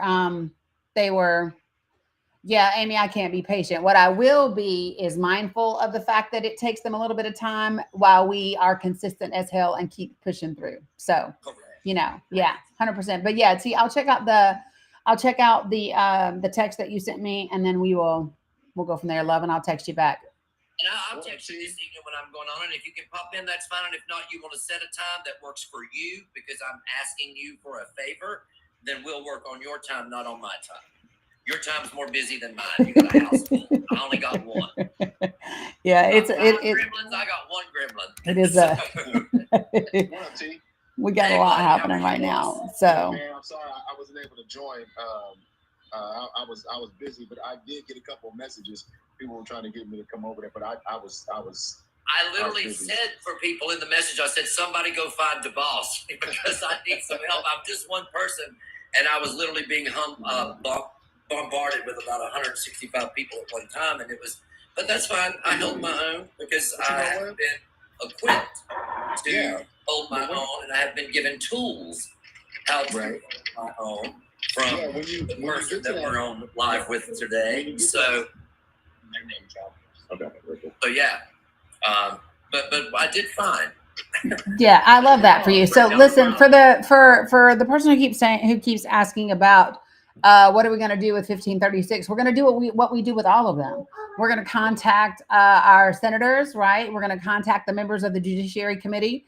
We are going to do our 5 calls. We're going to do our emails. We're going to do our letters to the editors. We're going to do our social media posts. We're going to do all the things that we currently do. right? And that's what we're going to do with not just 1526, but all of them, right? Because that's what we do. So 100%. And we knew that this was coming because during the election and prior to the election, these things and statements had been reiterated multiple times by J.D. Vance. And the home and the place for women and where he thought women should be and baby making machines and all that. And as you will read the article, you will find out that if you can pop out 3 or 4, you'll be a bronze mom via the White House, a new gold medal situation. And if you can get yourself up to 9, you too can go to the White House and get yourself a platinum medal. Shut the fuck up. I'm not kidding you. I'm not. And you know, my mom and dad, they come from a generation, lots of families. My dad was the baby of 13, my mom the baby of 9. I'm like, it would take you $5 million to raise 9 children today. Yeah. Well, let me tell you what.